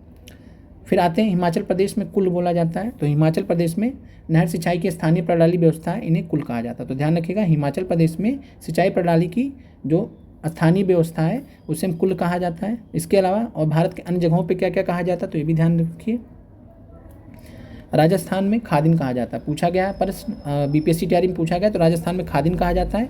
महाराष्ट्र में बंधारा सोताल कहा जाता है। मध्य प्रदेश में उत्तर प्रदेश में बंदिश कहा जाता है। बिहार में आहार एवं पाइन कहा जाता है। तो बिहार में पूछा जा सकता है। तो बिहार में जो जल संग्रहण वाली व्यवस्था है, तो बिहार में जल संग्रहण की जो पारंपरिक व्यवस्था है उसको क्या बोलते हैं? बिहार में आहार और पाइन। हिमाचल प्रदेश में कुल बोलते हैं। तमिलनाडु में एरिस बोलते हैं। केरल में सुरंगम बोलते हैं। कर्नाटक में कट्टा बोलते हैं। एक लिस्ट बना दीजिएगा, कोई भी यहाँ से पूछा जा सकता है। आगे बढ़ते हैं और पेट्रोलियम की बात करें तो यहाँ पे आपको पॉइंट जो ध्यान रखना है कि अपर्याप्त वायु ऑक्सीजन में जलाने पर कार्बन डाइऑक्साइड के स्थान पर कार्बन मोनोऑक्साइड बनती है। तो आपसे प्रश्न परीक्षा में कई बार पूछा गया कि कार्बन मोनोऑक्साइड कब बनता है? तो जब ऑक्सीजन की कमी होती है और उस ऑक्सीजन की कमी में जब कार्बन डाइऑक्साइड नहीं निकलता है, जब ईंधन को जलाया जाता है। तो यहाँ पे एक बार हम इसको देख लेते हैं। कोयला एवं पेट्रोलियम जैव मात्रा से बने हैं। कार्बन के अतिरिक्त हाइड्रोजन, नाइट्रोजन एवं सल्फर गंधक भी होते हैं, पाए जाते हैं इसमें। जब इनको जलाया जाता है तो कार्बन डाइऑक्साइड जल, नाइट्रोजन के ऑक्साइड और सल्फर के ऑक्साइड बनते हैं जो अम्लीय वर्षा भी कराते हैं। जब अपर्याप्त वायु होती है ऑक्सीजन में जलाने पर कार्बन डाइऑक्साइड के स्थान पर कार्बन मोनोऑक्साइड निकलती है। इसके अलावा आपसे ये भी पूछा गया है कि जो है जब इनकम्प्लीट कंबस्शन होता है, जब पूरी तरीके से जब ईंधन नहीं जलता है गाड़ियों में ईंधन पूरी तरीके से नहीं जलता है, तब भी कार्बन मोनोऑक्साइड गैस निकलती है। कार्बन मोनोऑक्साइड गैस की बात करें तो यह जहरीली है, विषैली गैस है और ये कार्बन मोनोऑक्साइड एक ग्रीन हाउस गैस भी है। कोयला एवं पेट्रोलियम पर ये उसके बारे में यहाँ बताया गया है, उतना इंपॉर्टेंट नहीं है। और इसके अलावा बात करें तो ग्रीन हाउस गैस से क्या होता है? तो वैश्विक ऊष्मण होता है जिसको भूमंडलीय तापन बोला जाता है। तो ये आपका चैप्टर था और आज की क्लास यहाँ पे समाप्त होती है। तो आप उम्मीद है कि आप लोगों को काफ़ी सारी चीज़ें समझ में आई होंगी। तो यहाँ पे ध्यान रखिएगा, पारंपरिक स्रोत में जीवाश्म ईंधन, फिर तापीय विद्युत ऊर्जा से संबंधित जो पहले से हम इस्तेमाल करते आ रहे हैं, गैर परंपरागत में बाकी सब आ जाएंगे। कारण क्या है? क्योंकि यहाँ पे टेक्नोलॉजी यूज़ किया गया, तो ये ध्यान रखिएगा। बाकी ये सब गैर परंपरागत ऊर्जा के स्रोत, मतलब यहाँ पे उदाहरण है, तो ये ध्यान रखिएगा। गैर परंपरागत ऊर्जा स्रोत या वैकल्पिक ऊर्जा स्रोत याद रखिएगा। तो मिलते हैं अगले वीडियो में और आप लोग का देखने के लिए बहुत बहुत धन्यवाद। कमेंट करके ज़रूर बताएं क्लास कैसी लगी और साथ में जो है आगे हम आपके लिए क्लासेस डेली लेके आते रहेंगे, प्रयास करेंगे।